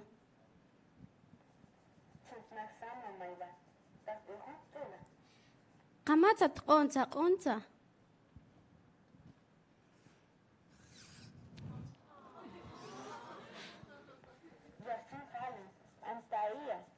Tman shintina wetsa halich hondi shachin kaneh.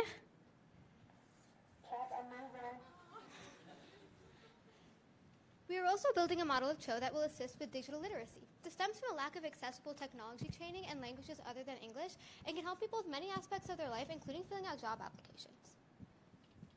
From an environmental standpoint, Cho reduces carbon emissions by the use of repurposed materials, garnering many environmental benefits as shown here.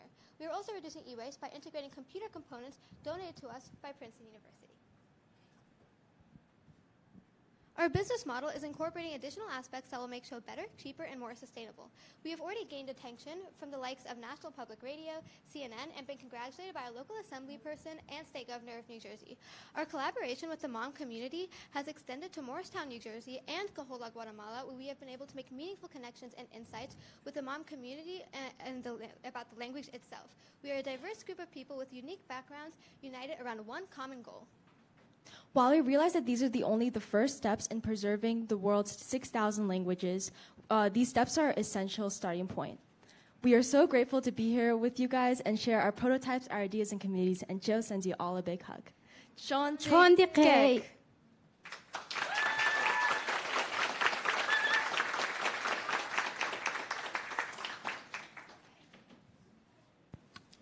Wow, I mean, that was a really inspiring presentation. I love the interaction and real life application, crowd pleasing moves you guys have made. You started to talk about this in terms of applying to other languages. How easy or hard would it be to program a similar model like Cho into another language? It sounded like there was a lot of work that went into actually teaching the model. So would love yes, to of course. So in the earliest stages of prototyping, we actually made a similar model like Joe, but for Haitian Creole instead. And so it is adaptable to many languages. The thing about that would be difficult about adapting it to different languages is the amount of data we would need and reaching out to more communities to access that data. But what we can also do and also help communities that lack internet access is to do a button-based robot so that the user can communicate through the robot with button presses, and that wouldn't really need artificial intelligence to detect speech. It would just simply be stored within the model itself and just button presses. Yeah. To add on to that, Cho can be used for the minority languages that we put individual phrases to. However, using APIs from ChatGPT, Google Translate, we can also make Chos that can help teach you majority languages like English, Spanish, French, or German. So great presentation, guys. Thank you. I'm really interested in the AI-powered language translations, because one of the things MIT App Inventor is also doing is having a system where you can speak and you basically tell it to create an app, and it'll create an app for translations, and that's something that we've been really trying to push out of MIT. And so I'm interested to know, can you walk me through a little bit about how this works? How does the API work? Of course. I saw ChatGPT there, and so I'm just really interested to learn. So we're using Lambda, which is part of Amazon Web Services, and it's basically an API gateway, and you call it through a post request. And basically, we use a Docker file to store the entire environment and the model inside, and then the command would be the Lambda handler. And then so that's how you would invoke the model, and that's how it would process the response on the web and then send it back here. Yeah. I love the design. I love how you've also looked at different packaging, and it tells the story. And it also is so huggable. So talk to me a little bit about the process of designing what it looks like and how you came up with this. Yeah, that's a great question. So first of all, me and a few other people work on kind of the marketing aspect of this, which included a few things. We started a social media account dedicated to Cho, where we documented the journey of us making the robot itself and designing the different aspects of it. So that was really fun, because we first of all get to go back and see everything that we've accomplished, and second of all, we got to see what other people wanted. And a lot of people were confused about what mom is itself, about the mom community. So that's where we made posts dedicated to mom in Guatemalan history. And on top of that, we have incorporated the mom speakers in our school, created this sticker on the front, Cho. So everything is kind of ties back to the community itself, and they had a big part in making this as well. And in fact, this model of Cho, which is just a plush for now, was hand sewn by our mom speakers in Cajola, Guatemala. So the main part of our marketing is how can we include the mom community as much as possible. And through social media and the connections that our teacher, Mr. Eastburn, made, we have been able to, just gain such meaningful insight from these communities and learn so much from them. And just adding on to that point about the robot designs themselves, we realized in the beginning of our prototyping process that we can't buy mass-produced plushies, because we don't know where they're sourced. And a lot of companies that mass-produce plushes aren't transparent, and the majority come from unethically sources, such as forced labor and child labor and that kind of thing. So what we did was, these are all made within our communities, and we partnered with a plush company called Fluffmonger, which sends us designs rather than the plushies themselves, and then we have our communities make the robots so that we know exactly where they're sourced from. One last question, if I may. When you get, let's say, when you get an order, right, for Cho, what is it that the receiver gets? Do they already get something that is programmed? Do they get instructions on how to program it? Could you elaborate a little bit on that, because that was super awesome. Thank you so much. Yeah, of course. So we're planning for when we receive orders for Cho, we made these designs so that they're as easy as possible to use. And so the only thing that you need to do to power Cho is plug this into a power source, and it's a USB power source. We're using the computer right now as a power source, but everything comes pre-programmed. And we're planning to have, we actually made instruction manuals, but we didn't print them out. Very easy to read, because it's mostly manufactured towards children. And the instruction manuals tell you exactly how to use Cho, what phrases you can say, and they're also easy for English speakers to be able to learn the language, not just preserving the language within the mom communities themselves. And to add on to that real quick, that can also tie back to our digital literacy part, where if it may not be learning a language that the user has trouble with, but they are not fluent in English and need to learn how to use a computer, what the digital literacy AI can do is it can speak out instructions on how to use it in your language. And actually, it's right here. This is the prototype for it. Yeah. Incredible. Good job. Thank you. Thank you. Gracias. Thank you.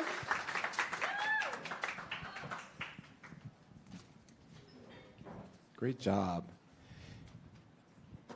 Thank you, Princeton High School from Princeton, New Jersey.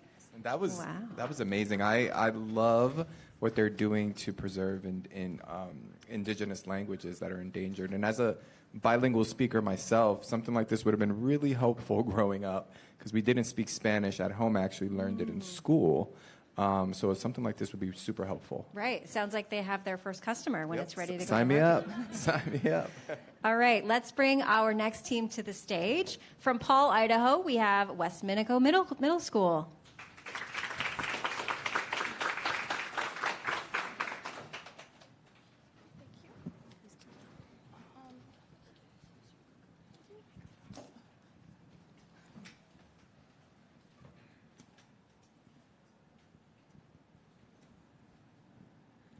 Hello, we are West Minidoka Middle School from Paul, Idaho, and we're here to present to you Hope Notes. I'm Logan Day, and I'm a 7th grader. My name is Killian Dodds, and I'm also a 7th grader. My name is Aurora Tucker, and I'm an 8th grader. We brainstormed many ideas in our community, but we finally settled on the We brainstormed many problems in our community, but we finally settled on the high suicide rate in our area. Our 2-county area has 2 times the national average of suicides in the past 5 years. Another reason we chose this problem is because all of our team members have been impacted by suicide in some way. To help combat this problem, we use many aspects of STEM to help design and engineer a Hope Notes dispenser. This device dispenses out cards similar to how a paper towel dispenser operates. The final prototype was designed using Tinkercad, an online 3D design and coding website. We used a circuit board called an Arduino Uno. It took us a while to get all the wires hooked up, but we finally got it completed. We had to use a breadboard because all the wires did not fit in the Arduino. Before reaching our final prototype, we made multiple cardboard iterations of our project, and we ran into a few problems while trying to get all of our components to fit inside our dispenser. But eventually we made it work. We also 3D printed certain pieces from the dispenser to try and test out different ideas. Oh, no, I'm done. Our sensor and motor use a coding language called C++. We ran into some problems with our code. To help this, we had Minidoka High School Pre-Engineering Academy come out and help us. Here's a front and back view of our Hope Notes. On one side, they have a hopeful quote, and on the other, they have resources such as the Suicide and Crisis Lifeline, Teen Hope, and Minicaja Pause for those who are struggling. If you can't see the circuitry, here's an up-close look prior to putting it inside of the dispenser. These are all the components that make up the dispenser look all organized inside. Here, we're going to show you how our dispenser functions.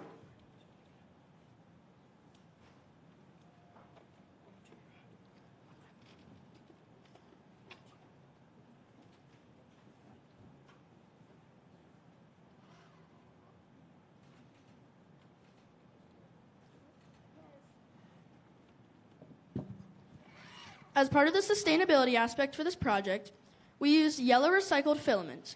The reason we used yellow is because it is the national suicide awareness color. We also used the gears, motors, and wheels from old paper towel dispensers. And to make the 3D iterations of cardboard, we used cardboard that we collected.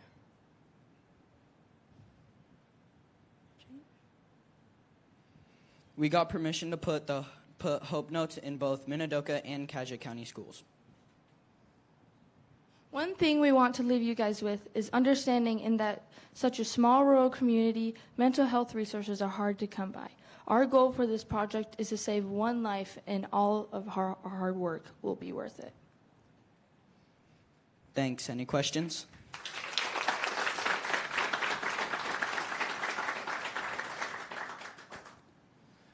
I think everybody in here can say that they have been affected, whether directly or indirectly, with suicide, and myself included.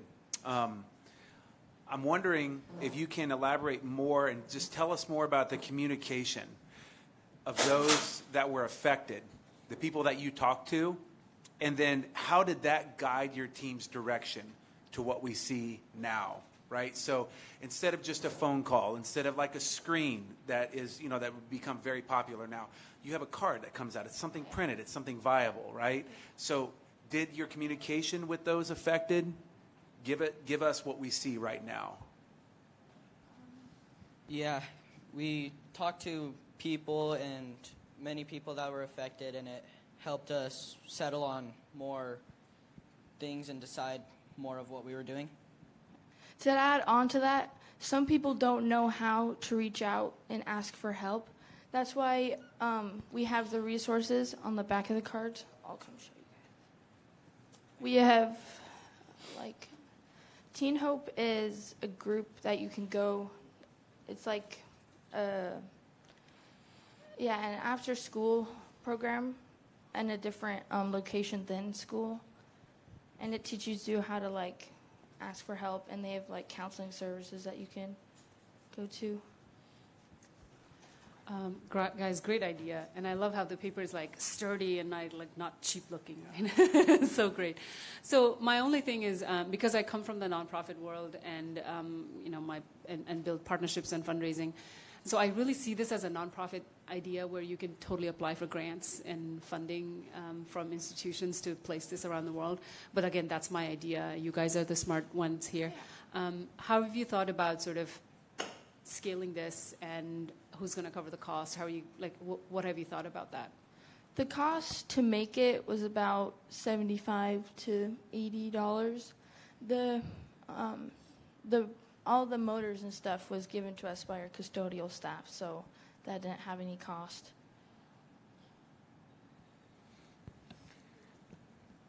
Oh, hold on. You asked about the manufacturing. Yeah. How are you going to scale it? If you want to, if there's high demand for that, how are you thinking about raising money to make this more? Yeah. I think our main focus is not to raise money, but I think it would be nonprofit because it's to help others. So thank you so much for tackling such an important issue that affects so many lives. Was very interested in the type of public policy aspects that you have with regard to this solution. When you met with the school board, principals, things like that, was wondering what their reaction was to your ideas. So we have presented this in front of our school board and multiple community members as well as classmates, and all the people we've presented to so far have seemed to absolutely love this idea that we've come up with. So, a really good presentation. I wanted to ask about the content itself because the quote you put up was really great. What we got here was amazing. How are you getting the content that you're putting in? And just logistically, how are you thinking this will work in terms of once all the cards are dispensed, then what happens? We can't necessarily stop the suicide rate, but this is just our goal is just to save one life, and that's our whole goal.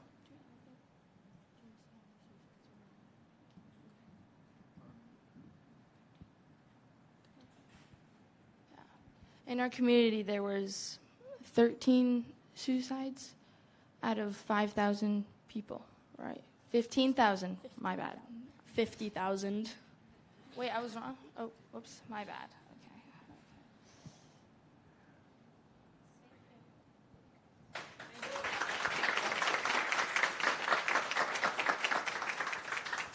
All right. Thank you, Wes Minico.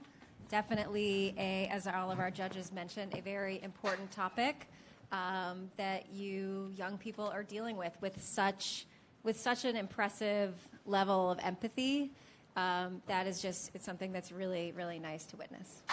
Yeah, suicide is such a deep human experience, and I love how they've connected technology, which we all love and use every day, to help prevent this. So great job. Yeah, definitely great job.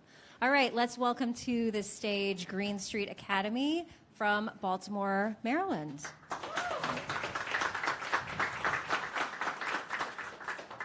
Do you have tape?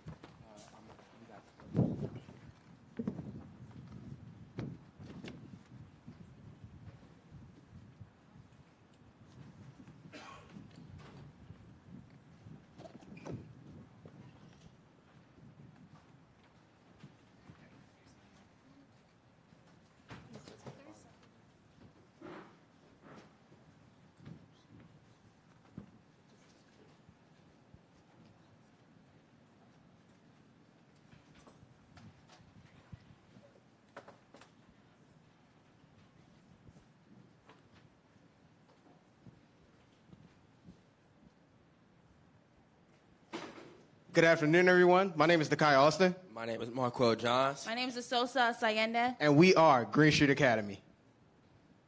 13.7% of adults in Baltimore City have asthma, compared to nationwide, which is only 9%. More than 3,500 people die a year due to asthma. I am a chronic asthmatic. Growing up with asthma was a huge struggle. There were constant hospital visits, and there were even times where I had to be hooked up to respiratory machines because I could not breathe my own. As you can see here, every index above 100 indicates bad air pollution in Baltimore City. If I can't breathe normal air, I sure can't breathe polluted air. My zip code should not determine whether I have the ability to breathe or not. Baltimore has one of the nation's largest incinerators. They have recently been fined $1 million for improper waste disposal. As you know, there's a direct correlation between what is burnt and the air quality. So we needed to find a solution, even if only to save a friend. Follow us while we think outside the box. We have a classmate at Green Street Academy whose family is directly affected by economic and ecological disaster known as sargassum. Sargassum is a large gene found in brown seaweed, which once it begins to wash up on beaches and decompose can cause respiratory issues as well as skin issues. And it stinks, like really stinks. What's the connection? We wanted to reduce the amount of tree products being made by replacing the raw material. Initially, we tried grass paper, rice paper. We even tried poop paper. Which actually might have even smelled better. But we stuck with sargassum once we realized we can solve our incinerator and air quality issue in Baltimore City while it's solving the sargassum issue in coastal communities. Sargassum has similar properties to paper, cardboard, and plastic. So we thought to ourselves, why don't we substitute it as a source material to replace them? We wondered how far we could take this. Why use non-biodegradable materials like plastic trash bags, cup trays, takeaway containers, when we could use a biodegradable version of that? Now, judges, please take a moment to look at the facts booklet with the black spine on your tables, while my partner, Marquel, explains. Imagine fewer deaths per year, cleaner beaches, better air quality, where you don't have to imagine anymore with our sargassum-based products. We can replace notebooks, coasters, cardboard cup holders, paper plates, cardboard boxes. We can replace many more of these items, and you can take a moment to look at the items we have placed in front of you. Amazon ships about 3.5 million boxes per day. If we can cut that in half with our sargassum cardboard boxes, it would not only be beneficial for Baltimore City, but the earth as we know it. Our long-term goal with this project is to contain our proprietary process inside of shipping containers so we can then produce large quantities of our product at any given location. Investing in this type of project will produce better air quality, it will reduce deforestation, it would also reduce the harmful products that go into our incinerators and our oceans, and we could create more jobs. We could recruit, train, and employ Baltimore youth to help with our process today. We've met with the world's leading expert in sargassum, and he's 100% behind us on this idea and saying it's very futuristic and innovative. We've met with state senators, state delegates, local businesses, local chemists, and we even traveled all the way to Miami to meet with the mayor's office, and they're all saying we're onto something. So will you get in that sea level with us and help us save lives for today while we solve for tomorrow? Ecotech. Please ask us questions.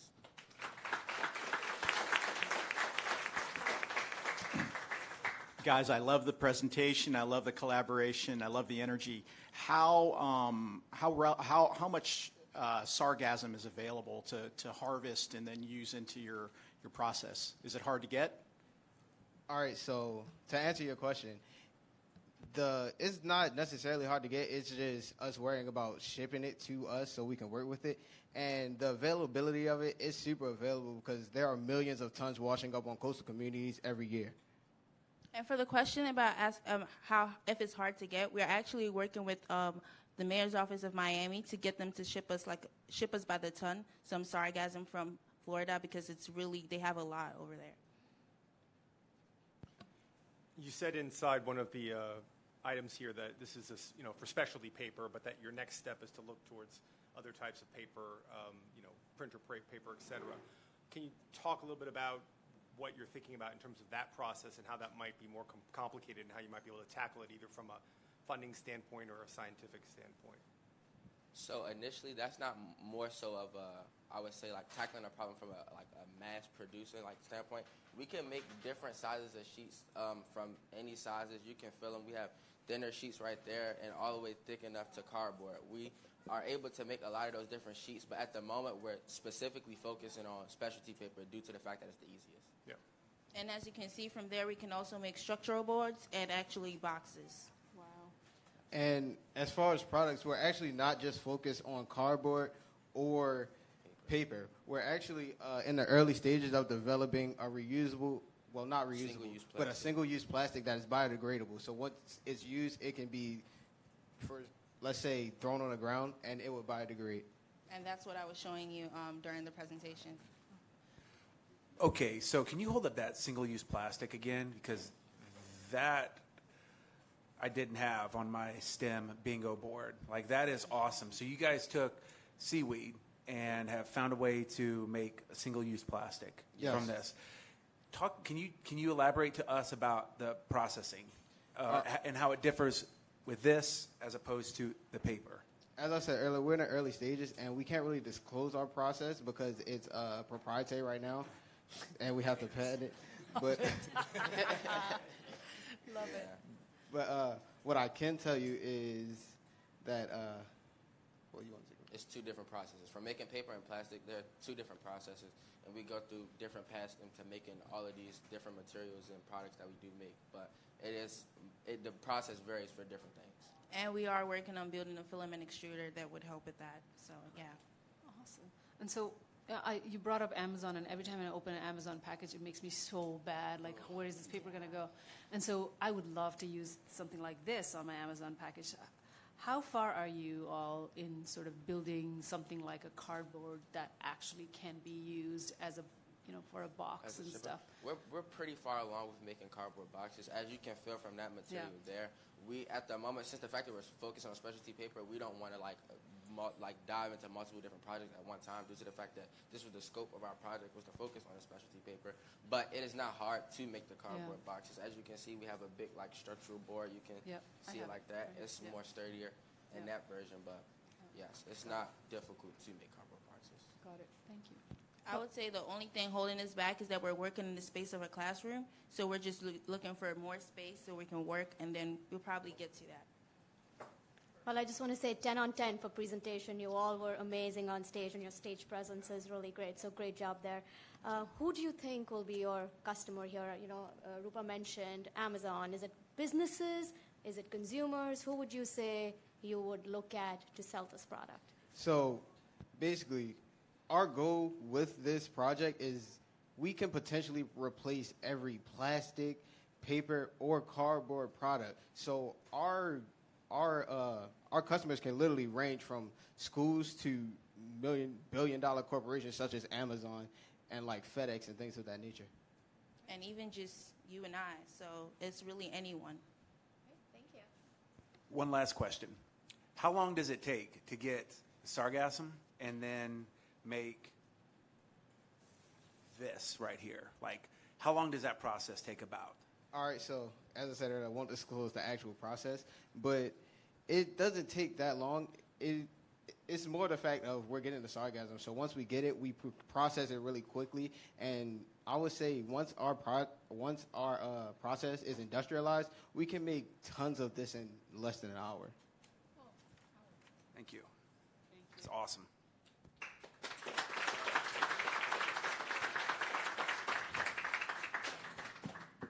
All right. right. Thank you, Green Street Academy. That was really impressive. I'll help you with this here. Yeah, great job. And I know Rupa mentioned this. Every time you get an Amazon package, sort of cringe.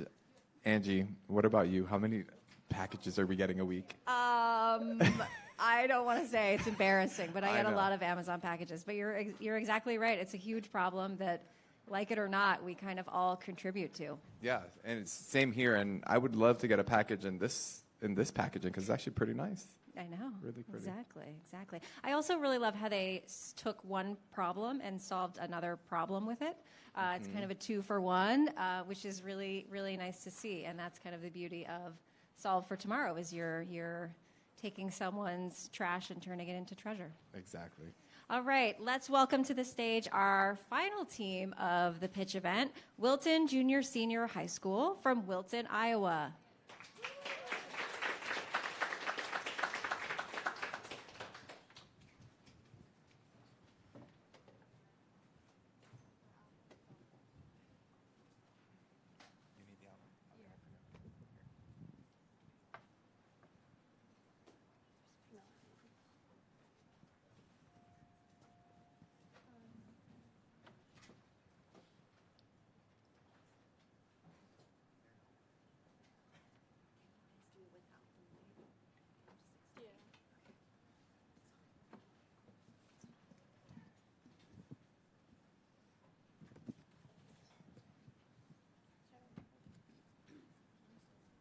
I'm Madeline Thede. I'm Lexi Henning. And I'm Caitlin Thede. We are from Wilton High School, located in Iowa, where agriculture isn't just an industry, but our way of life. Today, we are introducing you to the Elite Grain Tracker. This past fall, while talking to my father and fellow farmers, a common frustration emerged. Climbing up and down grain bins to determine the fill is something that every farmer needs to do in order to figure out how much grain storage they have left. A common issue was that the bin, ladder, and stairs are usually about 20 feet tall and they start about 5 feet off the ground. Many older bins lack updated safety features such as railings, safety cages, and steps. It is during these bin checks that farmers experience falls and entrapments. The average farmer is 57 and a half years old, meaning that the risk of becoming trapped or falling is even greater. What may seem like a simple climb can actually be life-threatening. Did you know that Iowa ranks first in total grain storage capacity? This means that Iowa is the leading state for total on-farm grain storage, such as grain bins, and off-farm grain storage, such as grain elevators. Yet, it's also the state that reported the most grain entrapment cases in 2022. Grain entrapment occurs when grain collapses around a person and they become trapped. Oftentimes, these cases are fatal because the grain will constrict movement and the victim's ability to breathe. Nationally, there were 83 documented confined space-related cases, including 42 grain entrapments and 4 falls from or into grain storage structures. This represents a 45% increase from the previous year. This is not only a concern for Iowans, but for farmers across our nation. Our journey began with the concept of how to stop unnecessary trips up and down the grain bin. We designed an exterior light system as a visual indicator to show grain levels. Installing exterior lights is a less expensive safety measure that will eliminate the need to climb or check grain bins. We started working with breadboards to determine how our light system needed to be wired in order to indicate specific fill levels such as quarter, half, 3/4, and full. When the bin is filling, they will be indicated by green lights. When the bin is filled to capacity, all lights will turn red. But we quickly realized that Phase 1 would still require manual observation. Seeking guidance from our land cooperative, River Valley, we discussed current technology utilized in grain elevators. We determined that using pressure sensors and adding them to our prototype could help automate our system. The Easy Switch is a sensor designed to indicate fill levels of grain bins based on pressure. When wired to our LED light bulb system, this sensor will trigger the lights to come on as the bin fills. Utilizing this technology will reduce the risk of falls and entrapments because the need to climb or enter a grain bin would be eliminated. However, after presenting our prototype to area farmers, we encountered a new challenge: the distance between bins and fields. The available bin may not be in the field they are harvesting, which makes our elite grain tracker useless until they arrive at the location. This may seem like a small inconvenience, but has the potential to delay the distribution system.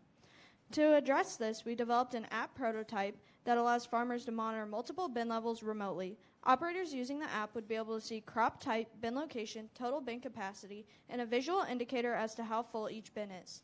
This system will empower farmers and their employees to make informed decisions while in the field, improving their efficiency, which increases product availability in the markets. Our solution, the Elite Grain Tracker, isn't just about safety and efficiency. It's about ensuring the stability of the entire agricultural supply chain, which feeds into countless products from livestock feed to ethanol. Any disruption may cause market instability and higher consumer prices. Join us in our mission to help protect farmers and our way of life by saving them who have dedicated to provide for all over the world. Thank you.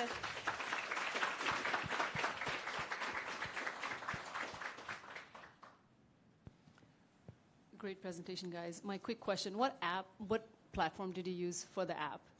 To design our app, we used Figma. Figma, okay, got it. A great presentation. I love the product too. Have you considered pricing? And if so, how have you priced this product? So the pricing will vary for each grain bin because the grain bins all vary in size, but it will be approximately about $1,200 for the whole system. But when you compare it to the safety features that you can add, like stairs or grain cages, it can range from $3,000 to $18,000. Can you elaborate on dependability, right? Because these are built on silos, right? Silos are exposed to weather, to rain, to harsh environments. Just farming in general, right? So have there been any concerns about dependability or reliability when it comes to testing it over and over again? What are some of the challenges that this product may face? Things like that. So when we first started out with our product, our school has a farm that we were able to use. So we do have grain bins on there. So we didn't have to go to a local farmer and be like, hey, can we drill holes in your grain bin? Because we had them and we had grain bins that we could use. So we were able to put our product and test it in a place that we were at almost every day. And so with the weather, the day we actually filmed this was not a very nice day. It was windy, rainy, cloudy, the whole 9 yards. So we really put it to the test, and it withheld very, very well. But with our product, the sensor will go on the inside of the bin. So the light would be on the outside. Sure, you'll have to change the light bulbs, but that's with a lot of stuff. With ag equipment, you have to change a few things every year to make sure that it's still running and still able to be used.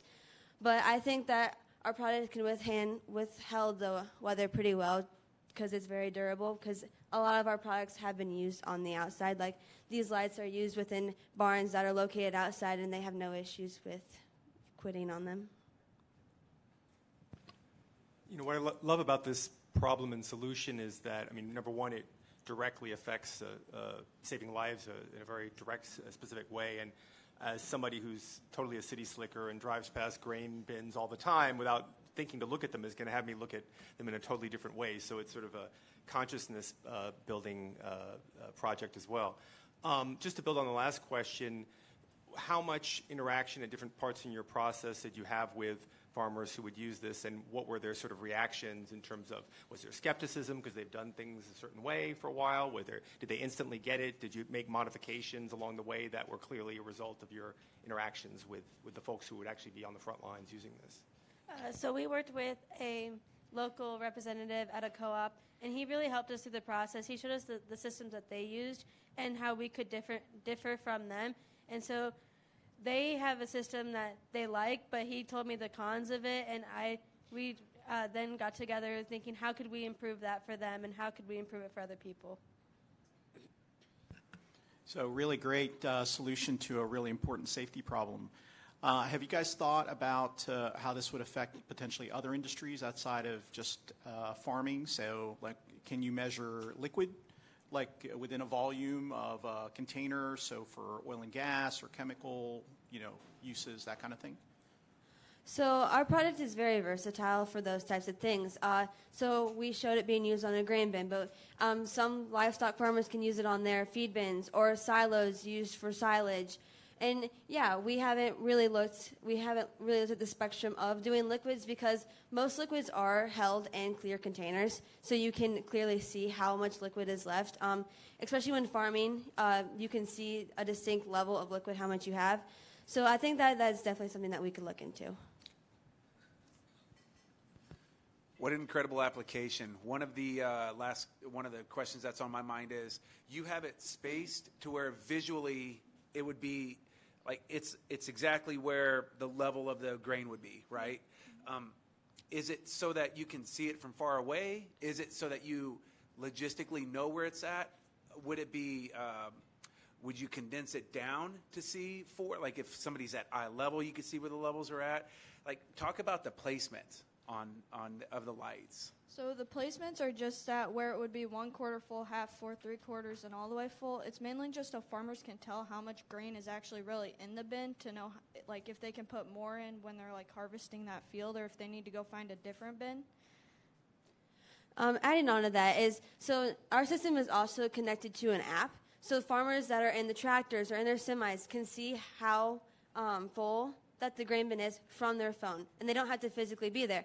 But when they are unloading the grain into the grain bin, like when you harvest it, you put it into a semi, and the semi puts it into a grain bin, it's easy to stand there and be like, oh, the bin's this full, I can add this much, or the bin is here, and I need to like find out what bin I need to go to next. So I feel that our bin, I like the placement of it is there, so then we can see when we need to think about what bin we're going to go to next.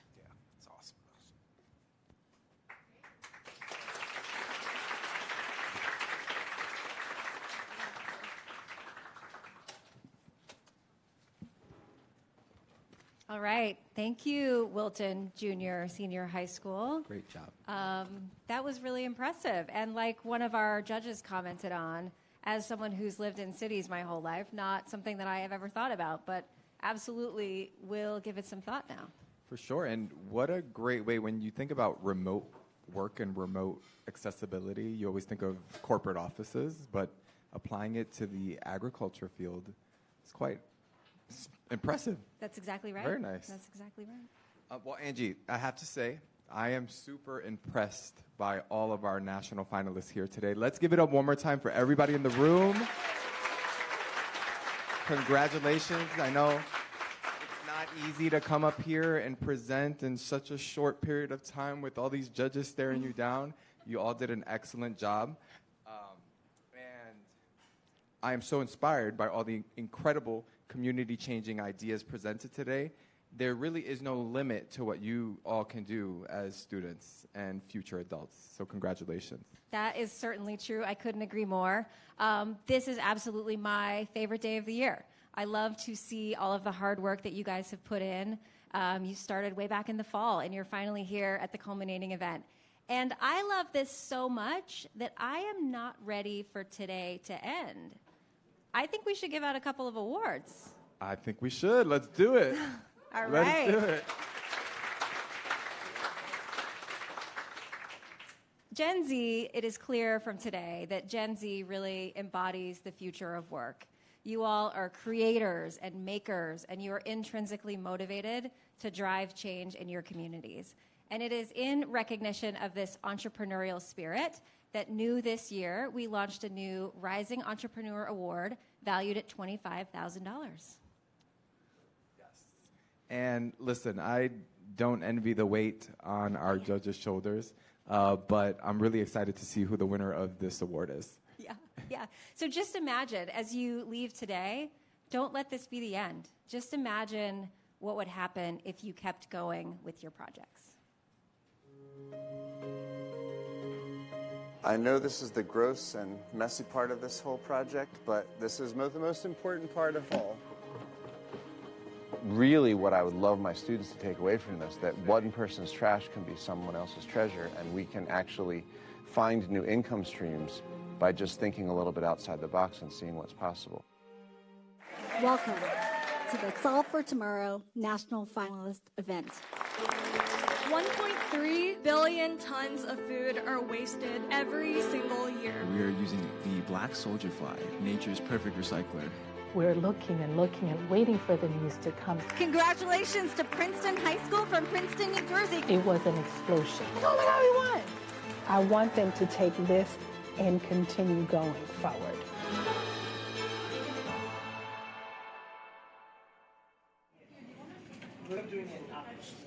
So through research, we found that black soldier flies will eat just about anything organic. As you can see here, there's a turkey bone. I can show them that this is something that you can actually make a business out of for them to continue to actually take an interest in it and want to move forward with it. We extract a product that is the larvae themselves, which are 30% chitin, which is useful for cosmetics, 40% oil, which is what we're using to make the soap, and then 30% protein, which is fabulous for feeding our chickens and our fish.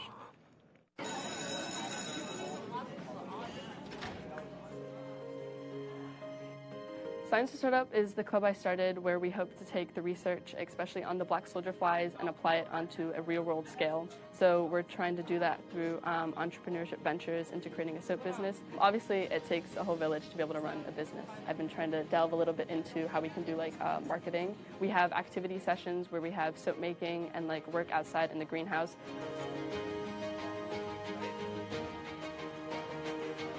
I know Daniela has dreams of turning it into something that can compete with some of the large companies out there. My goals are, I want to create a company. I want to be the CEO of this company to create jobs. I see this business and I'm like, my opportunity to be involved in this is so amazing.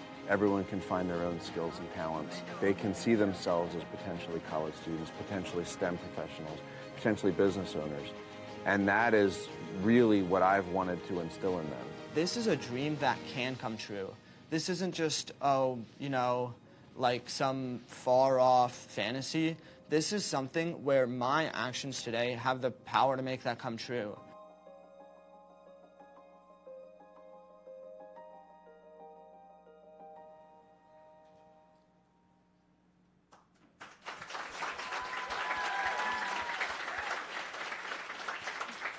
All right. So to present our Rising Entrepreneur Award, I am so pleased to welcome to the stage Ramin Rana. Ramin is an investor at Samsung Next, one of the venture capital arms of Samsung Electronics America. Samsung Next invests in founders who are building in areas that Samsung cares about. Next invests in AI, infrastructure, robotics, media tech, fintech, and healthcare. Ramin spends her time on the healthcare investments, focusing on connected experiences that enable consumers to live a healthier life. Prior to Samsung Next, Ramin was a healthcare fundamental research analyst at Point 72 in New York City and graduated from Harvard College, where she studied psychology with a secondary in economics. Please welcome Ramin to the stage. Hello, everyone. I think the first thing I have to say is that you have to temper your expectations for this little chat because it's really hard to follow what everyone just presented. All morning, all afternoon, I feel like I've learned so much, also just about confidence and presenting and just obviously the knowledge you guys have as well. So thank you for that. Like I said, my name is Ramin Rana, and I'm an investor at Samsung Next. Truly such an honor to be here with you all. Like you said, Samsung Next is a venture capital firm that invests in areas that Samsung cares about. And let me tell you that it's a lot of ground to cover. Samsung has the largest mobile footprint in the world, sells a TV every second, and has a wide consumer home footprint. So honestly, anything that touches the consumer matters to us. We really invest in these areas to accelerate the success of startups and create new large business opportunities for Samsung. And honestly, just for context sake, because I had no idea what venture capital was in high school, I was actually just thinking my college interviewer was a venture capitalist. And when he was introducing himself, I was like, I'm so lost. I have no idea what you do. So for quick context, venture capital is honestly just a form of financing where us as investors provide funds to startups with high growth potential in exchange for an equity stake in their company. So founders like yourselves are honestly who I talk to every single day for most hours of the day. And we invest in areas across AI, infrastructure, media tech, fintech, robotics, and healthcare. Honestly, we even invested in too many companies to count. I think it was around 70 just last year. But some of them include companies that use continuous glucose monitoring to provide very personalized nutrition and diet insights and recommendations to users, a startup that allows for mental health resources to become more accessible both in person and especially online, a company that builds multimodal AI models that can deeply comprehend and analyze video data, and companies developing the world's first commercially viable humanoid robots. Like I said, I spend most of my time primarily on our healthcare investments, but it's honestly just been so cool to dabble into so many sectors because it's really taught me the potential of entrepreneurship. And that's what I want to talk about today, the potential of what you all are doing.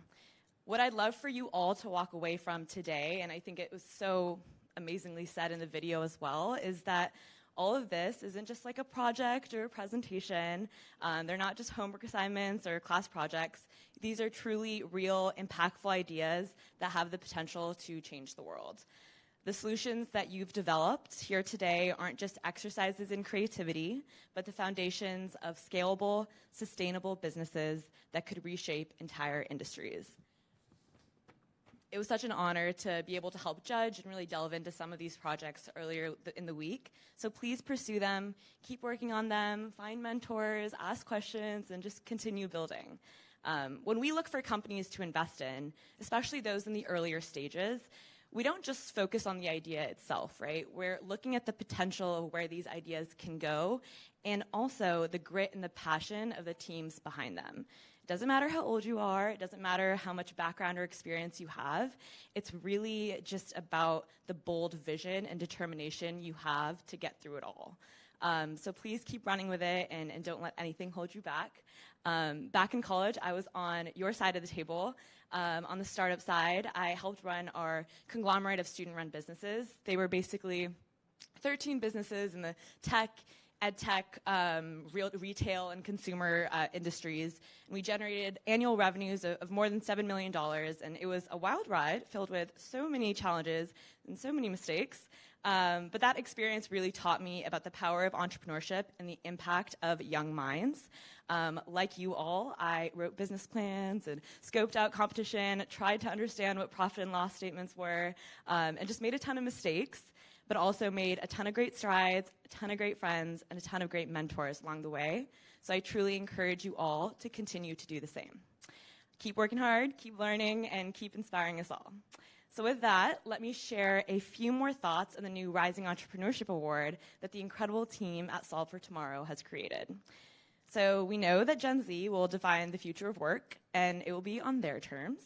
Through Samsung Solve for Tomorrow, we're committed to embracing their passions and equipping them with the skills they'll need to build a purpose-driven, collaborative, and thriving world in which we all want to live and work.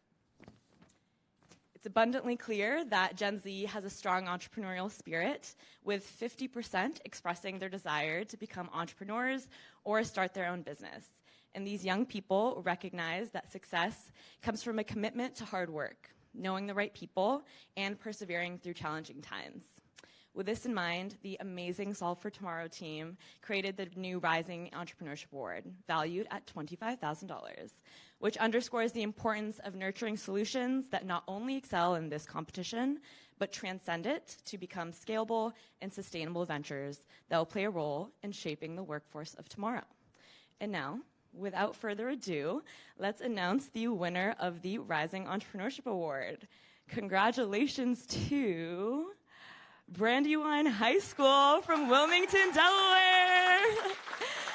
You guys can come on up and get your award. And as you do, we know that you've started to see increased demand for your adaptive board games and that you've been speaking with experts about how to produce at scale. So we're super excited to see what you can do with these funds and continue to bring the joy to everyone.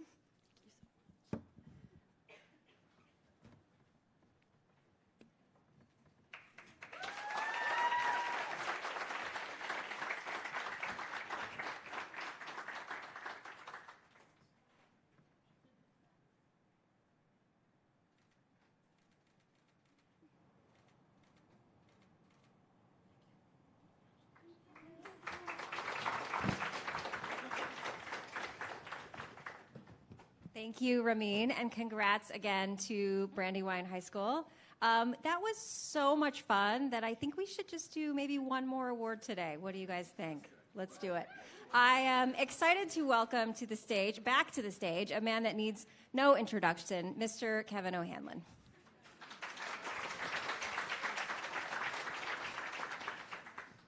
Congratulations, Brandywine. That is huge news, and we're very, very proud to see you win the award for the first time this year. My name is Kevin O'Hanlon. I am Director of Government Relations here in Samsung's Washington, D.C. office, and I have the great pleasure of giving out the Employee Choice Award. So for a little bit of context on the Employee Choice, this is one we've had for a number of years. It is a $10,000 prize. So, Brandywine, be happy with your 25, but, $10K is still nothing to sneeze at here. I have been so pleased to be part of Solve for Tomorrow for the last 3 years. I've been a mentor to 3 different schools. My first year, the school made it all the way to be a national winner. The last 2 years, we didn't make it quite so far. It's all right. Sorry, North Carolina, you tried. It was a great project. But on behalf of over 4,000 eligible Samsung employees who voted, I would like to congratulate CY Middle School for being the community choice.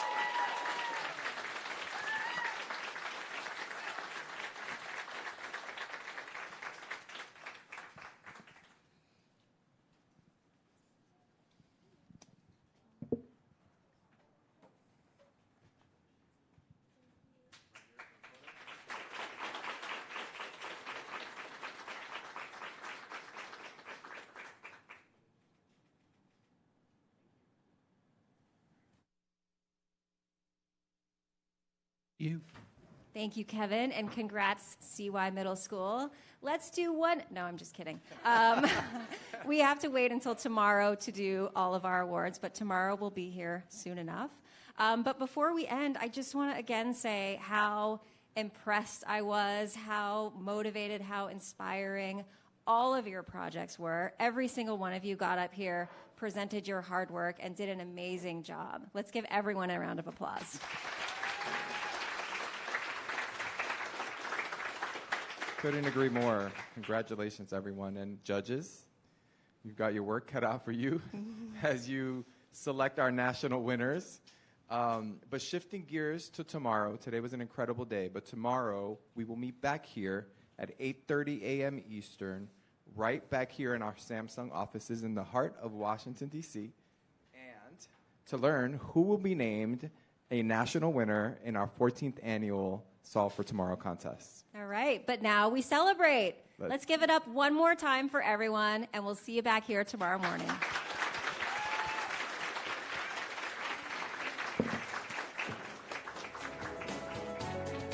Miss Ann, if I may, can I take a picture of everybody over here, please? I would just love to take one picture, if that's all right.